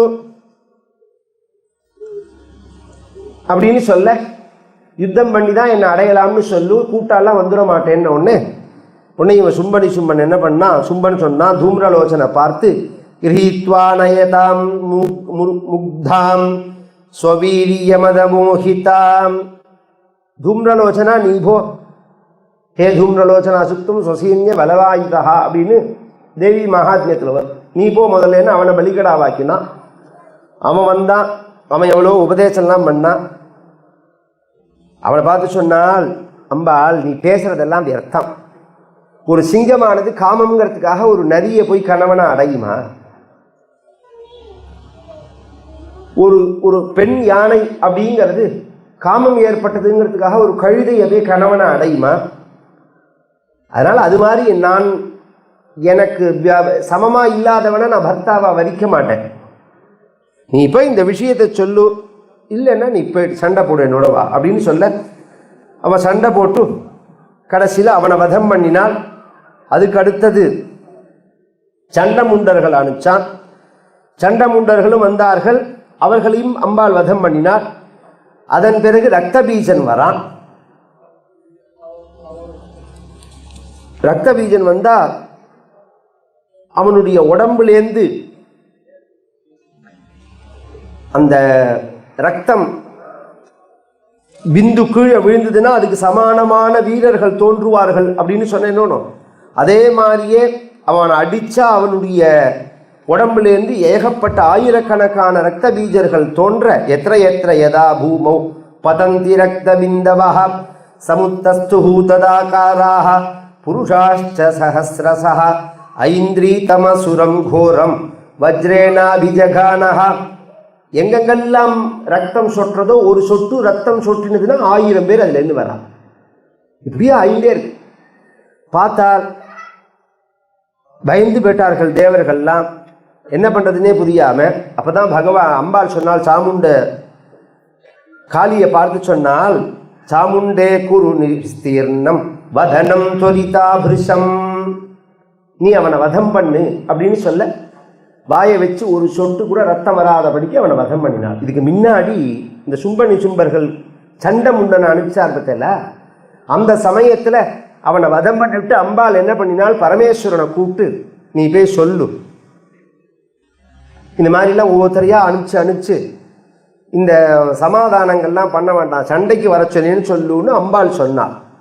பரமேஸ்வரன் போய் சொன்னார் சும்பனி சும்பர்கள்ட்ட, சொல்லிவிட்டு அவர் கைலாசம் போயிட்டார். இது ஒரு கதை. இந்த பரமேஸ்வரன் அம்பாள் தூது அனுப்பிச்சதுனால சிவதூத்தின்னு பேர் அம்பாளுக்கு. சிவதூத்தி லோகேஸ்மின்னு கியாதிமாகதா அப்படின்னே வரும். பரமேஸ்வரனையே தூதனாக அனுப்பிச்சால் அம்பாள் அப்படின்னு. இந்த ரத்த பீஜனை வதம் பண்ணினதுக்கு அப்புறம் கடைசியில் சும்பனி சும்பர்கள் வர, சும்பனி சும்பர்களையும் பார்த்து அவர்களும் அந்த ரூபத்தில் மயங்கி, நீ கல்யாணம் பண்ணிக்கோ சண்டை வேண்டாம்லாம் சொன்னான். அதெல்லாம் கேட்கல அம்பாள். அவர்களையும் வதம் பண்ண அதுக்கப்புறம்தான் அம்பாளை தேவதைகள்லாம் ஸ்தோத்திரம் பண்ணி ஆஸ்நாராயணி நமோஸ்துதே அப்படின்னு ஏகாதச ஸ்கந்தத்தில் வரும். ஏகாதச அத்தியாயத்தில் ஸ்தோத்திரம் பண்ணி சும்பனி சும்ப வதம், மது கைடப வதம், மகிஷாசுர வதம் அப்படிங்கிறது 3 சரித்திரம், 3 பீஜாட்சரம். சாரஸ்வத பீஜம், காமராஜ பீஜம், மாயா பீஜம் அப்படிங்கிறது. இதுதான் நவாட்சரி மந்திரத்தில் பிரதானம். சாமுண்டாயி விச்சே அப்படிங்கிறது பின்னாடி உள்ளது. இந்த 3 பீஜங்கள் தான் பிரதானமானது. அந்த சரித்திரங்கள் சொல்லி அப்புறம் நிறைய சரித்திரங்கள் சொல்லப்படுறது. அதில் பக்தர்களுக்கு அனுகிரகம் பண்ண சரித்திரமா ஒரு சுரதன் அப்படின்னு ஒரு பார்த்திவன் இருந்தான், ராஜா இருந்தான். ஸ்வரோஜுஷேந்தரே பூர்வம் சுரதோ நாம பார்த்திவஹ பபூவ பரமோதாரஹ பிரஜாபாலன தத்பரஹா. பக்தர்களுக்கு அம்பாள் எப்படி அனுகிரகம் பண்ணினான்னு ஒரு சரித்திரம் சொல்றான். அவன் ரொம்ப தர்மிஷ்டனா இருந்தான். கொஞ்ச நாள்ல அவனுடைய ராஜ்யத்தை மிளேச்சர்கள்லாம் சூழ்ந்துண்டு அவன் ராஜ்யம் பேடுத்து அங்கேருந்து கிளம்பி அவன் காட்டுக்கு ஒரு முனிவருடைய சரணத்தை அடைஞ்சு அவரோட உட்கார்ந்துருக்கிற சமயத்தில் அங்கே ஒரு வைசியன் சேர்ந்துக்கிறான். ஒரு துக்கத்தை அடைஞ்ச ஒரு வைசியன் சேர்ந்துக்க அவனும் இவனும் சேர்ந்து பேசின்னு இருக்கிறத. இந்த வைசியனுக்கு என்ன பிரச்சனை அப்படின்னு சொன்னா, அவனுக்கு குடும்ப பிரச்சனை, இவனுக்கு ராஜ்ய பிரச்சனை. அந்த வைசியன்கிறவனுக்கு குடும்ப பிரச்சனை. குடும்பத்தில் உள்ள பத்னி புத்திரர்கள் எல்லாருமே சத்ருவா மாறிவிட்டால், இவனுக்கு வெளியிலேருந்து சத்ரு, அவனுக்கு வீட்டுக்குள்ளேயே சத்ரு. 2 பேரும் வீட்டை விட்டு ஓடி உட்கார்ந்துட்டு இருக்கார்கள். இந்த ரிஷி அவரை சரணமடைய அவர் அம்பாளை பூஜை பண்ற முறையை சொல்லி கொடுக்க, நவாட்சரி மந்திரத்தை உபதேசம் பண்ண, அந்த யதோக்தமான முறைப்படி இவர்கள் அம்பாளை பூஜை பண்றார்கள். அங்கேயே சொல்றார் அவர், சாகமாம்சே நவா காரியா பில்வபத்ரைஸ்ததா சுபைஹி ஹயாரி குசுமை ரக்தைஸ்தி தலைர்வா சர்க்கராயுதைஹி அஷ்டம்யாஞ்ச சதுர்தஷ்யாம் நவம்யாஞ்ச விசேஷதः கர்த்தவ்யம் பூஜனம் தேவ்யா பிராமணானாம் ச போஜனம். மாம்சத்தினாலையும் அம்பாளை பூஜை பண்ணலாம், சர்க்கரான்னத்தினாலையும் அம்பாளை பூஜை பண்ணலாம், புஷ்பங்களால் ஆராதனை பண்ணி ஹோமங்களை பண்ணி யதோக்தமாக அந்த நவாட்சரி மந்திரத்தை ஜபம் பண்ணி, அந்த நவாட்சரி மந்திரம் நான் அன்றைய தினமே முதல் நாளே சொல்லிட்டேன். அந்த ஜபம் பண்ணுறதுல ஒரு சிஸ்டம் என்னன்னா, எத்தனை ஜபம் பண்ணுறோமோ அதில் 3ல் 1 பங்கோ 10ல் 1 பங்கோ ஹோமம் பண்ணணும், தர்ப்பணம் பண்ணணும், அதில் 10ல் 1 பங்கு பிராமண போஜனம் பண்ணணும்னு அதுபடி யதார்த்தமாக அவர்கள் பண்ண அம்பாள் பிரத்யக்ஷமாகி அனுகிரகம் பண்ணி அந்த சுரதனுக்கு ராஜ்யம் கிடச்சிது. இந்த வைசியன் என்ன ஆனான்னா அவனுக்கு ஞானம் கிடச்சிது.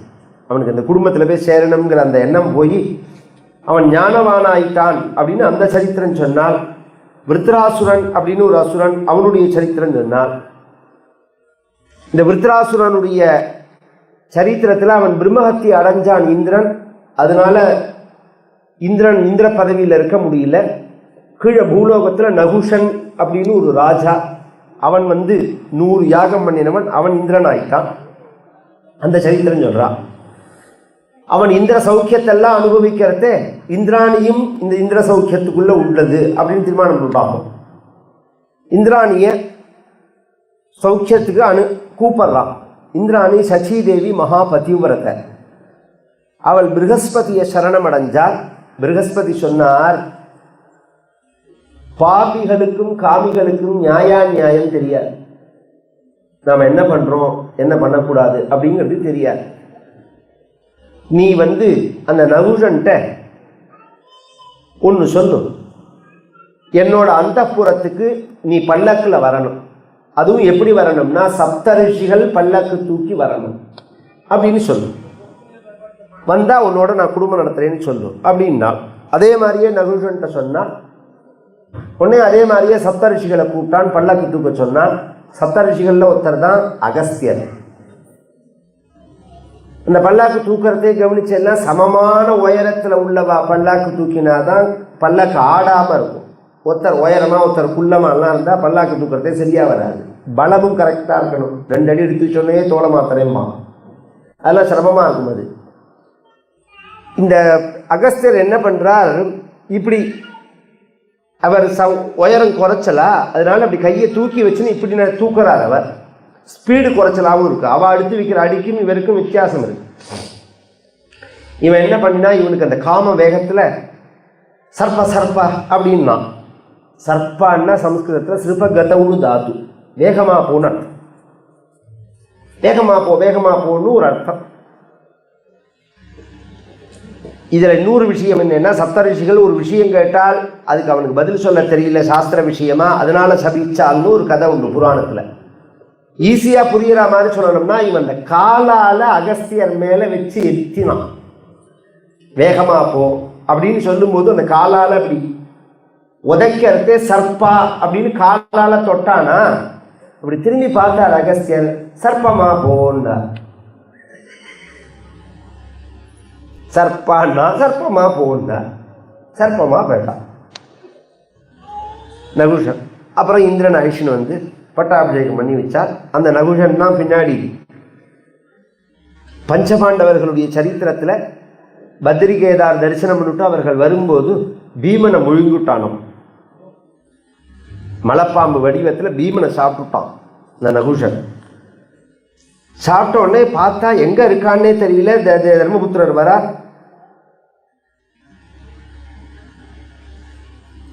பீமனை காணும். பீமனை காணும்னு சொல்ல முடியாது, ஏன்னா காணா போற மாதிரி உள்ள உருவம் இல்லை அவனோடது. மலை மாதிரி இருப்பான் அவன். பார்த்தா அந்த மலைப்பாம்பு முழுங்கியிருக்கு. நான் தான் முழுங்கியிருக்கேன்னு அந்த மலைப்பாம்பு சொன்னது. உடனே அதுக்கு அவர் சொன்னார், பீமன் முழுங்குற வஸ்துள்ள அல்வாலாம் கிடையாது, சாதாரணமாலாம் முழுங்க முடியாது அவனை. நீ ஏதோ ஒரு சக்தி வாய்ந்ததா இருக்கணும், நீ யாருன்னு சொல்லு, நான் யாருன்னு அப்புறம் சொல்றேன். நான் கேட்குற கேள்விக்கு நீ பதில் சொன்னா உன் தம்பியை விடுவிக்கிறேன்னு இருந்து தெரிஞ்ச அளவு சொல்றேன்னா. அது ஒரு கேள்வி கேட்டது, பிராமணன்னா யாருன்னு கேட்டது. பொல்லாத கேள்வி. பிராமணன் அப்படின்னா யார்?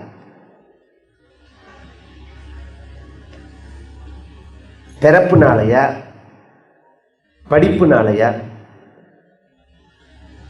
ஆச்சாரத்தினாலயா, குணத்தினாலயா? 4 விஷயம். இந்த சம்ஸ்காரவத்தான பிறப்பை அடைஞ்சாலும் கர்ப்பாதானாதி சம்ஸ்காரங்கள் அடைஞ்சாலும் அவனை பிராமணன் இன்னைக்கு நாம் சொல்றோம். வேதாத்தியனங்கள் பண்ணி அதனாலையும் பிராமணன் அப்படின்னு அவனை சொல்றோம். நாம ஆச்சார அனுஷ்டானங்களாலையும் பிராமணன் அப்படின்னு சொல்றோம். குணத்தினாலையும் பிராமணன் சொல்றோம். ஒரிஜினலா பிராமணன்னா யார் அப்படின்னு சொன்னா, வேதாத்தியனம் பண்றதுனாலையோ பிறப்புனாலையோ அவன் பிராமணன் கிடையாது. குணத்தினாலதான் பிராமணன். சமதம தபஸ்வாத்தியாயாத்யன திதிக்ஷா பிரஸ்ரய வித்யாத்மா ஞானானந்த யுக்தஸ்ய அப்படின்னு 12 குணங்கள் இருக்கு. அந்த சமதமாதி குணங்கள் எவன்கிட்ட இருக்கோ அவன் தான் பிராமணன். அது கேட்டது நகுஷன் கேட்டான், ஒரு பிராமணனுக்கும் பிராமணிக்கும் பிறந்த ஒரு பையன்ட்ட இந்த குணங்கள் இல்லை. ஒரு அப்ராமணனுக்கும் அப்ராமணிக்கும் பிறந்த ஒரு ஒத்தன்ட்ட பிராமணன் அல்லாதவர்கள்ட்ட இந்த குணம் இருக்கு. அப்ப இவன் பிராமணனா அவன் பிராமணனான்னு கேட்டான். அதுக்கு தர்மபுத்திரர் சொன்னார், இந்த அப்ராமணன் குணம் இருக்கு, அவன் தான் பிராமணன், இவன் பிராமணன் கிடையாதுன்னு. அடுத்தது ஒரு கேள்வி கேட்டுக்கிறது, அப்ப அப்ராமணன்ட்ட குணம் யார்கிட்ட இந்த பிராமணனுக்கு உள்ள குணங்கள் இருக்கோ அவனுக்கு பூனெல்லாம் போட்டு வைக்கலாமான்னு கேட்டு முடியாதுங்க. எவ்வளவு நுட்பமான விஷயங்கள் சொல்றேன். இது வேற சிஸ்டம், அது வேற சிஸ்டம். ஆனா ஒரு அடிப்படையில பிராமணன்கிறது பிறப்புனால கிடையாது. பொதுவாகவே சாதுர்வர்ணியம் மயா சிருஷ்டம் குணகர்ம விபாகசா அப்படின்னு பகவான் பகவத்கீதையில தெளிவாகவே இந்த விஷயத்தை சொல்லிட்டார். 4 வர்ணம் என்னால் படைக்கப்பட்டது, குணத்தினாலையும் செயலாலையும் தான் 4 வர்ணம் அப்படிங்க. நாளடைவில் அது சம்ஸ்காரவத்தா அந்த ஜீன்ல படிஞ்சதுனால அது பை பர்த்தில் அப்படிங்கிற மாதிரி ஆயிடுத்தே தவிர, இப்ப உதாரணம் அந்த உலகம் முழுக்க வாழைப்பழம் விளையிறது. இப்ப நாம என்ன பண்றோம்னா எல்லாத்தையும் கொண்டு வந்து திங்குறோம். இயற்கையோட அமைப்பு அப்படி கிடையாது. அந்தந்த பிரதேசத்துல உள்ள உணவை அவாவா சாப்பிட்டாதான் அவாவாளுக்கு ஜீரணமாகும். இயற்கையோட அமைப்பு அப்படிதான். அங்க அந்த அந்த அந்த கால சுச்சுவேஷன். இப்ப அமெரிக்காவில் விளையிற காலிஃப்ளவர் எடுத்து வந்து இங்க திங்கலாம், வியாதி வராம என்ன பண்ணு சொல்லுங்க. அதுக்கு நம்ம ஊர்ல நமக்கு என்ன கரிகா கிடைக்கிறதோ, நாம எங்க வசிக்கிறோமோ, நம்ம ஜீன் அமைப்பு எப்படியோ அதை அனுசரிச்சுதான் அந்த அமைப்பே. இப்ப மலையில விளையிற பழத்தை வாழைப்பழத்தை மலை வாழைப்பழம்னு சொல்றோம். இன்னும் புரியுற மாதிரி சொல்றேன். இந்த மேங்களூர்ல இருந்து ஆரம்பிச்சு அந்த அந்த பெல்ட் இருக்கு பாருங்க, மேற்கு சமுத்திரக்கரையில, அதுல ஒரு வாழைப்பழம் உண்டு, அதுக்கு ஏலச்சின்னு பேரு. ஏலச்சி அப்படின்னு. இப்ப மெட்ராஸ் முழுக்க அந்த பழம் தான். அது அங்க ஒரு காலத்துல போனேன்னா அங்கதான் கிடைக்கும், அது அங்கதான் விளையும். அது அந்த பிரதேசத்துல இதை யாரு சிருஷ்டி பண்ணினா அதுதான் கேள்விங்க. இத்தனை வெரைட்டிஸ் இருக்கு, இது சிருஷ்டி பண்ணினாலா அதுவா வந்துதா? இது புரிஞ்சா ஜாதி புரிஞ்சு போயிடும். சிருஷ்டி பண்ணல. வாழைப்பழம்ங்கிறது ஒண்ணுதான். அந்தந்த பிரதேசத்துல நாளடைவுல காலக்கு பருவ சூழ்நிலைக்கு மாத்துண்டா மாதிரி எப்படி அந்த சரீரமானது மாறுறதோ. இப்ப நீங்க பத்ரி கேதார் போனதேன்னா அங்க உள்ள நாயெல்லாம் பார்த்தேன்னா சடையா தொங்கும் உடம்புல ரோமம். ஏன்னா அந்த குளிருக்கு ஏத்த மாதிரி அது உடம்பு மாறிடுச்சு. இப்போ ஹில்ஸ் பிரதேசத்துல வசிக்கிறவாளுடைய லெங்ஸ் கெப்பாசிட்டியே வித்தியாசமா இருக்கும். நான் அதுக்கே அன்னைக்கு பேசுறதே சொன்னேன் ஒருத்தட்ட. இந்த கேதார் போறமத்தில குதிரையை பிடிச்சுன்னு வராம பாருங்க ஒருத்தம். ஒரு தடவை நீங்க கேதார் மேல போறதுக்குள்ள பிரம்மலோகம் போயிட்டு வந்துடணும். இந்தியாவது 13 கிலோமீட்டர், இப்ப 22 கிலோமீட்டர் பாதை. போய் சேருவோமான்னு சந்தேகம் வந்துடும். அவன் இருக்கானே 3 தடவை போயிட்டு வருவான். சகஜமா குதிரையை விட வேகமா ஓடுவான். அவனுக்கு அந்த லென்ஸ்ல அந்த ப்ராப்ளம் வராதுன்னா வராது. ஏன்னா அவனோட அந்த அமைப்பே அது மாதிரி. அதனாலதான் இந்த ஹிமாச்சல பிரதேசத்துல பார்டர்ல ஹிமாச்சல்ல அந்த யுத்தம் பண்றதுக்காகவே நம்ம கவர்மெண்ட் இருக்கு பாருங்க. இப்ப வந்திருக்கிற கவர்மெண்ட் அந்த திபெத்தியர்களை கொண்டு வந்து மிலிட்ரியில சேர்த்திருக்கா ஃபுல்லா. ஏன்னா அவளால் தான் அதை ஃபேஸ் பண்ண முடியும் அப்படிங்கிறதுக்காக. அது மாதிரி அந்தந்த சூழ்நிலைக்கு தகுந்த மாதிரி அந்த உடம்பு தன்னைத்தானே மாற்றிக்கிறது பத்தல. அது மாதிரி மாறினது குணத்தினாலையும் கர்மாவினாலையும். அது நாளடைவில் ஜாதியாக போயிடுது. இப்போ மலைவாழைப்பழம்னு சொல்கிறோம், மலைவாழைப்பழம்னு தனியாக ஒன்றா கிடையாது. மலையில் விளைஞ்சு விளைஞ்சு விளைஞ்சு அது ஒரு சுபாவமாக ஆயிடுது. அதனோட டேஸ்ட் அது மாதிரி ஆயிடுது. அதுபோல் ஏலச்சிங்கிறது அந்த பிரதேசத்தில் வளர்றது அது மாதிரி ஆயிடுது. அது மாதிரி இந்த பிராமணாங்கிறதோ சத்திரியாங்கிறதோ வைசியாங்கிறதோ இவர்களுடைய ஒரு செயலாலையும் குணத்தினாலையும் அந்த சுபாவம் படிஞ்சு அது ஜென்மா வாரதே தவிர இதுதான் பக்தினால. ஏன்னா இதுல மாற்றமும் இருக்கும், இந்த மாற்றங்கள் சகஜமா இருக்கும்னே மகாபாரதத்தில் சொல்லிட்டார். அதை சொன்னார் தர்மபுத்திரர், சந்தோஷப்பட்டார். அப்புறம் இன்னும் ஒரு சின்ன சரித்திரத்தோடு முடிச்சுக்கிறேன்னு, நிறைய கதை இருக்குதுல. சூரிய வம்சத்திலேயே ஷரியாத்தின்னு ஒரு ராஜா, ரொம்ப உத்தமன். அவனுக்கு சுகன்யை அப்படின்னு சுகன்யா அப்படின்னு ஒரு புத்திரி. ஒரு நாளைக்கு ஷரியாத்தி என்ன பண்றான், தன்னுடைய சைனியத்தோட குழந்தைகளை எல்லாரையுமே அழிச்சுட்டு காட்டில், இப்போ நீங்கள் இந்த ஊருக்கு வந்தா எத்தனை பேர் நான் போடல, எத்தனை பேர் போனாலும் இந்த இந்த ரீடிங்னு ஏதோ இந்த மிருகங்களை பார்க்கறதுக்கு போகணுமாமே, அது மாதிரி இது ஒன்றும் பார்த்தல. அது அது ஒரு ராஜாக்களுக்கெல்லாம் அது ரொம்ப பிடிக்கும். அதை பார்த்துட்டு இல்லை, நான் திரும்பி திரும்பி சொல்லுவேன், நான் இந்த ஜூவையோ மிருகங்களையோ பார்க்கும்போது ஐயோ சிங்கம், ஐயோ கரடி, ஐயோ புலி அப்படின்னு நாம் சொல்லுவோம் பயந்து. அது நம்மளை பார்த்து என்ன நினைக்கிறது நமக்கு என்ன தெரியும்? ஒன் சைடு தானே நாம் என்றைக்குமே ரீடிங் பண்ணுறது. ஐயோ புலி, ஐயோ சிங்கம்னு அப்படி நாம் சொல்கிறோம். அது நம்மளை பார்த்து என்ன நினைக்கிறதோ யார் கண்டா சொல்லணும். இவர்கள் ஐஸ்னி வந்தான் காட்டுக்கு. ஒரு கொஞ்ச நேரத்தில் என்ன ஆயிடுச்சு, எல்லாருக்குமே யூரின் பாஸ் ஆகலை. எல்லாருடைய வயரும் உப்பி போயிடு. உப்பி போனால் எப்படி அப்படின்னே புரியல. என்ன ஆச்சு அப்படின்னா, இந்த சுகன்யை கூப்பிட்டு கேட்டால் என்ன நடந்தது அப்படின்னு.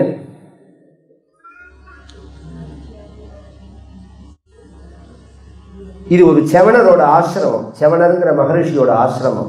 இங்கே யார் என்ன தப்பு பண்ணி நேர்ந்து கேட்டா, அவ சொன்னா, நான் தோழிகளோட விளையாடின்னு வரத்தே ஒரு கரையாம் புத்து இருந்தது. அதில் 2 லைட்ஸ் இருந்தது, ஒளி மாதிரி. இது என்ன அப்படின்னு பார்க்கறதுக்காக ஒரு குச்சியை, ஈர்க்குச்சி மாதிரி ஒன்று எடுத்து 2ஐயும் இப்படி குத்தினேன்னா உடனே அதுலேருந்து ரத்தம் வந்தது.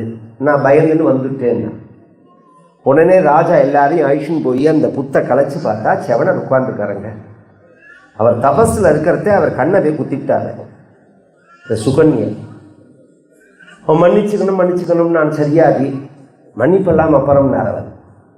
ஏன் இவர் எனக்கு கண்ணு தெரியாமல் போயிடுது, இனிமேல் என் காரியத்தை என்னால் நான் பார்த்துக்க முடியாது.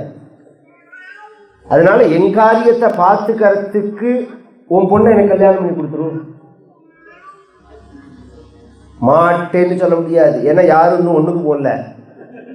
யூரின் போக முடியாமல் எல்லாருக்கும் வயது உப்பி இருக்கு. நான் கல்யாணம்லாம் பண்ணி தர மாட்டேன் அப்படிலாம் மிரட்ட முடியாது. வேற வழி இல்லாமல் தலையெழுத்தேன்னு கல்யாணம் பண்ணி கொடுத்துப்பான். பயந்துன்னு போய் கல்யாணம் பண்ணி கொடுத்தா எல்லாருக்கும் வயர் ஃப்ரீயாகிடுது. அந்த பொண்ணை விட்டுட்டு போயிட்டான். போனால் ஒரு ஒரு 15 வருஷம் 20 வருஷம் கழிச்சு வெறுத்து போயிடுது அவனுக்கு. இப்படி அழகான பொண்ணை வளர்த்து, கிளியை வளர்த்து பூனை கையில் கொடுத்தா மாதிரின்னு சொல்லுவாங்க. அது மாதிரி ஒரு கிழவருக்கு, ஒரு குருடருக்கு போய் கொடுக்குற மாதிரி ஒரு நிர்பந்தம் வந்துடுது அப்படின்னு வருத்தப்பட்டான். இருந்தாலும் வரான் திரும்பி ஒரு நாளைக்கு. இந்த இந்த கல்யாணமே நான் சொல்லுவேன், நான் இந்த கன்வெர்ட் கல்யாணம், இந்த காஸ்ட் மாதிரி கல்யாணம் பண்ணிக்கிறது, இதிலெல்லாம் அபிப்பிராயமே நான் சொல்ல மாட்டேன். நாம் என்ன சொன்னாலும் நடக்கிறது தான் நடக்கும். ஒரு குழந்தை பிறந்து விவகாரங்கள்லாம் ஆன உடனே பார்த்தேன்னா அவள் சேர்ந்துருவா. கடைசியில் அபிப்பிராயம் சொன்ன நாம முட்டாளாக போயிடுவோம். அதனால் அது தேவையில்லாத விவகாரம், அது அவாவா பாக்கியம். அதனால் நம்ம போய் அதில் அபிப்பிராயம் சொல்லக்கூடாது. இந்த ஸ்திரீக்களுடைய பாசங்களுக்கு சொல்ல வரேன். இந்த பத்னி என்ன பண்ணினால் நிர்பந்தப்படுத்தி ராஜாவை அழிச்சுட்டு பொண்ணை பார்க்கறதுக்கு போனால் எத்தவாத நம்ம என்றைக்குமே அந்த பாதிக்கப்பட்டவா மனோநிலையில் இருந்தால் தான் நான் சொல்கிறது புரியும். வெளியிலேருந்து பேசவே கூடாது. ஒரு பெண்ணை வைத்து வளர்த்து எவ்வளோ வயத்தரைச்சலாக இருக்குன்னு தெரியுமா? எப்படி விட்டுவிட முடியும்? நிமிஷமாக தூக்கி போயிட்டு போடலாம்னு நம்ம சொல்லலாம், சாஸ்திரத்தை அனுசரிச்சு. எப்படி விட்டுற முடியும்? அது வயத்தரைச்சலாக தானே இருக்கும் அது. அதனால் நம்ம அதில் அபிப்பிராயமே நம்ம சொல்லக்கூடாது. அதுதான் நம்மளுடைய நிலை என்னென்னு நம்ம பேசாமல் இருக்கணும் அப்படிங்கிறது தான். இப்படி பண்ணிவிட்டா ரொம்ப பேசுவா, உற்சாகமாக பேசுவா. இந்த புறத்தியாரை குத்துறா மாதிரி பேசவே கூடாது என்றைக்குமே. இங்கே அந்த பாசத்தினால இந்த சரியாதியும் பத்திரியும் திரும்பி பார்க்க போனால் என்ன ஆயிடுச்சுன்னா, அங்கே இந்த சுகன்யை 25 வயசு வாலிபனோட உட்கார்ந்துட்டு இருக்கா. இவளுக்கு 20 வயசு, கல்யாணம் பண்ணி கொடுக்குறதே 10 வயசு அவளுக்கு. 15 வருஷம் கழிச்சு 12 வருஷம் கழிச்சு பார்க்க போறான்னா அவள் 25 வயசு வாலிபனோட இருக்கா. இவளுக்கு 22 வயசு யௌவனத்தில் இருக்கும். ராஜா தூக்குதாரி போட்டது. தப்பு மேலே தப்பு பண்ணுறாலே, அடிப்பாவி கிழவனை என்ன பண்ணினேன்னு கேட்டா. உன்னை ஒரு கிழவனுக்கு தானே கல்யாணம் பண்ணி கொடுத்தேன்னா அந்த கிழவனை கொண்டுட்டியா, என்ன பண்ணினேன்னா. அதுக்கு சுகன்யா சொன்னால், இல்லை இவர் தான் அந்த மாப்பிள்ளைன்னா. அவர் தான் அந்த மாப்பிள்ளைன்னா. யார்? செவனர் இவர் தான். இது எப்படி அப்படின்னு கேட்டால், அஸ்வினி தேவர்கள்னு தேவதைகளில் ஒரு டாக்டர்கள், தேவகணங்கள், 33 கோடி தேவதைகள்னு சொல்கிறோமோ. அப்படின்னா யாருக்கா தெரியுமா என்னென்னு? 33 கோடி இல்லை, 33 பிரிவர். ஏகாதச ருத்ரால், 12 ஆதித்யால், 8 வசுக்கள் அஸ்வினி தேவதைகள். ஏகாதச ருத்ரால் 11 பேர், 12 ஆதித்யால் 12 பேர், 11 12 23, 8 வசுக்கள் 23 8 31, அஸ்வினி தேவதைகள் 2 பேர் 33. இந்த கணம் தான், இதுக்கு கீழே தான் எல்லாம். இதை வச்சுதான் 33 கோடி தேவதைகள், 33 கோடி தேவதைகள் அப்படின்னு நாம் சொல்றது. இது ஒரு செக்ஷன். இந்த அஸ்வினி தேவதைகள்னு சொல்ற மத்தியில இவா டாக்டர் தேவகணங்கள்ல.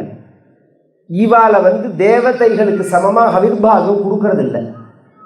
இந்த செவனர் கூப்பிட்டு, அஸ்வினி தேவதைகளை கூப்பிட்டு, என்னை யௌவனமா பண்ணு, என்னை கண்ணும் தெரியற மாதிரி பண்ணணும், என்னை யுவாவா பண்ணு அப்படின்னு சொல்ல, அதுக்கு அஸ்வினி தேவதைகள் சொன்னார்கள், எனக்கு யாகத்தில் அவிர்வாகம் கொடுத்தா நான் பண்றேன் அப்படின்னா, நான் உனக்கு கொடுக்குறேன் அப்படின்ன உடனே அவர்கள் பண்ணிட்டார்கள்.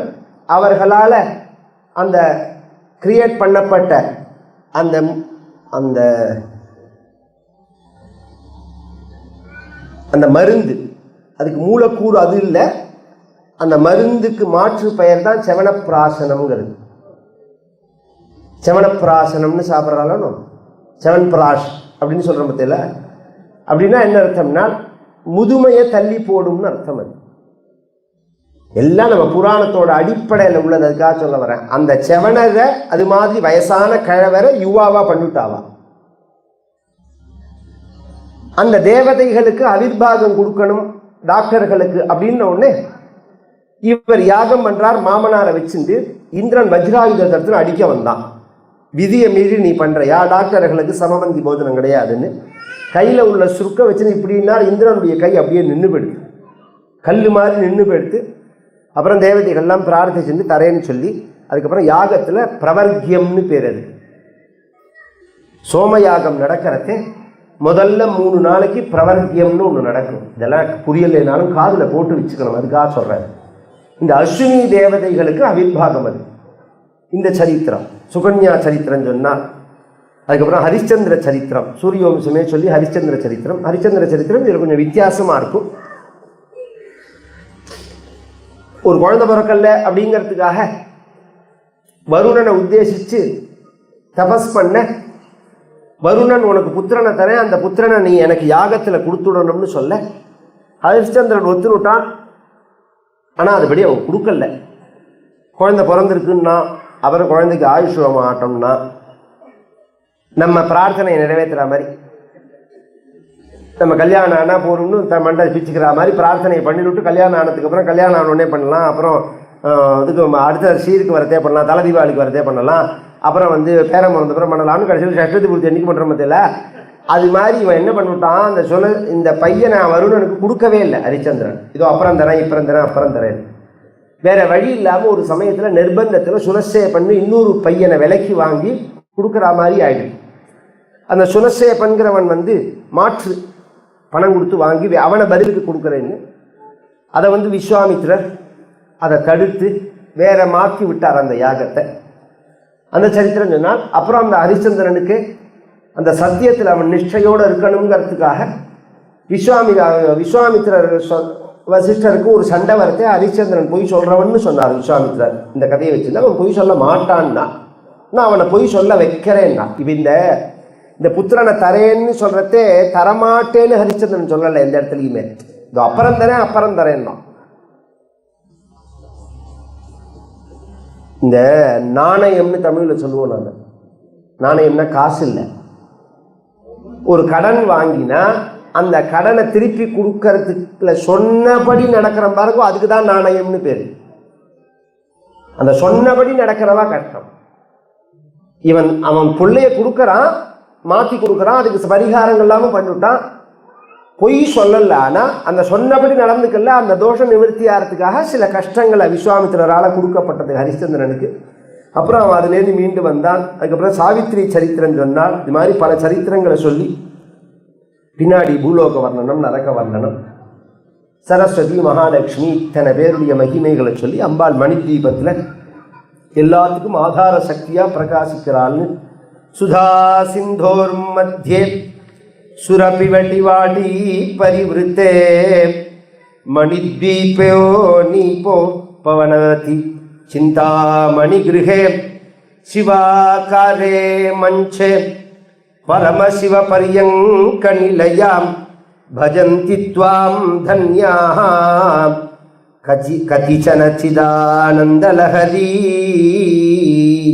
சுதா சிந்தோர் மத்தியே அமிர்தமயமான சமுத்திரம், அதுக்கு மத்தியில் கல்பக விருட்சங்களால் நிரம்பப்பட்ட தீவு, அதில் கதம்ப விருட்சங்களால் சூழப்பட்டதான சிந்தாமணி கிரகம். சிந்தாமணின்னு ஒரு மணி, கல்பக விருட்சம் காமதேனு சிந்தாமணின்னு சொல்லுவாள். அந்த மணி எங்கே இருக்கோ அது நினைச்சதை கொடுக்கும். அந்த மணியாலேயே செய்யப்பட்டதான ஒரு அரண்மனையில் சிவாகாரே மஞ்சே. அதுக்கு ரெண்டு விதமான வியாக்கியானம் பண்றார். பரமேஸ்வரனையே ஆதாரமாக வச்சிருந்து அதை பீட்டமாக வச்சிருந்து அப்படின்னு ஒரு அர்த்தம். திரிகோணமான ஆசனம்னு அர்த்தம். திரிகோணமான ஆசனத்தில் பரமசிவ பரியங்க நிலையாம், பரமேஸ்வரனை படுக்க வச்சு அதன் மேலே உட்கார்ந்து சிதானந்தலஹரி ஆச்சரியமான நிரதிசயமான சித்ரூபத்தோட ஆனந்த பிரவாகமாக உள்ள ஒன்றை யாரோ தன்யாம் பஜந்தின்னா, எல்லாராலையும் இப்படி தியானம் பண்ணி பஜிக்க முடியுமா? சுகிருதிகளுக்கு நீ பாக்கியம் தர அப்படிங்கிறார். அப்படி ராஜராஜேஸ்வரியா லலிதா பரமேஸ்வரியா அம்பாள் அப்படி சிம்மாசனத்தில் உட்கார்ந்து அங்கே காட்சி கொடுக்குற அந்த வைபவம் தான் நாளைய தினம் நடக்க போகுது.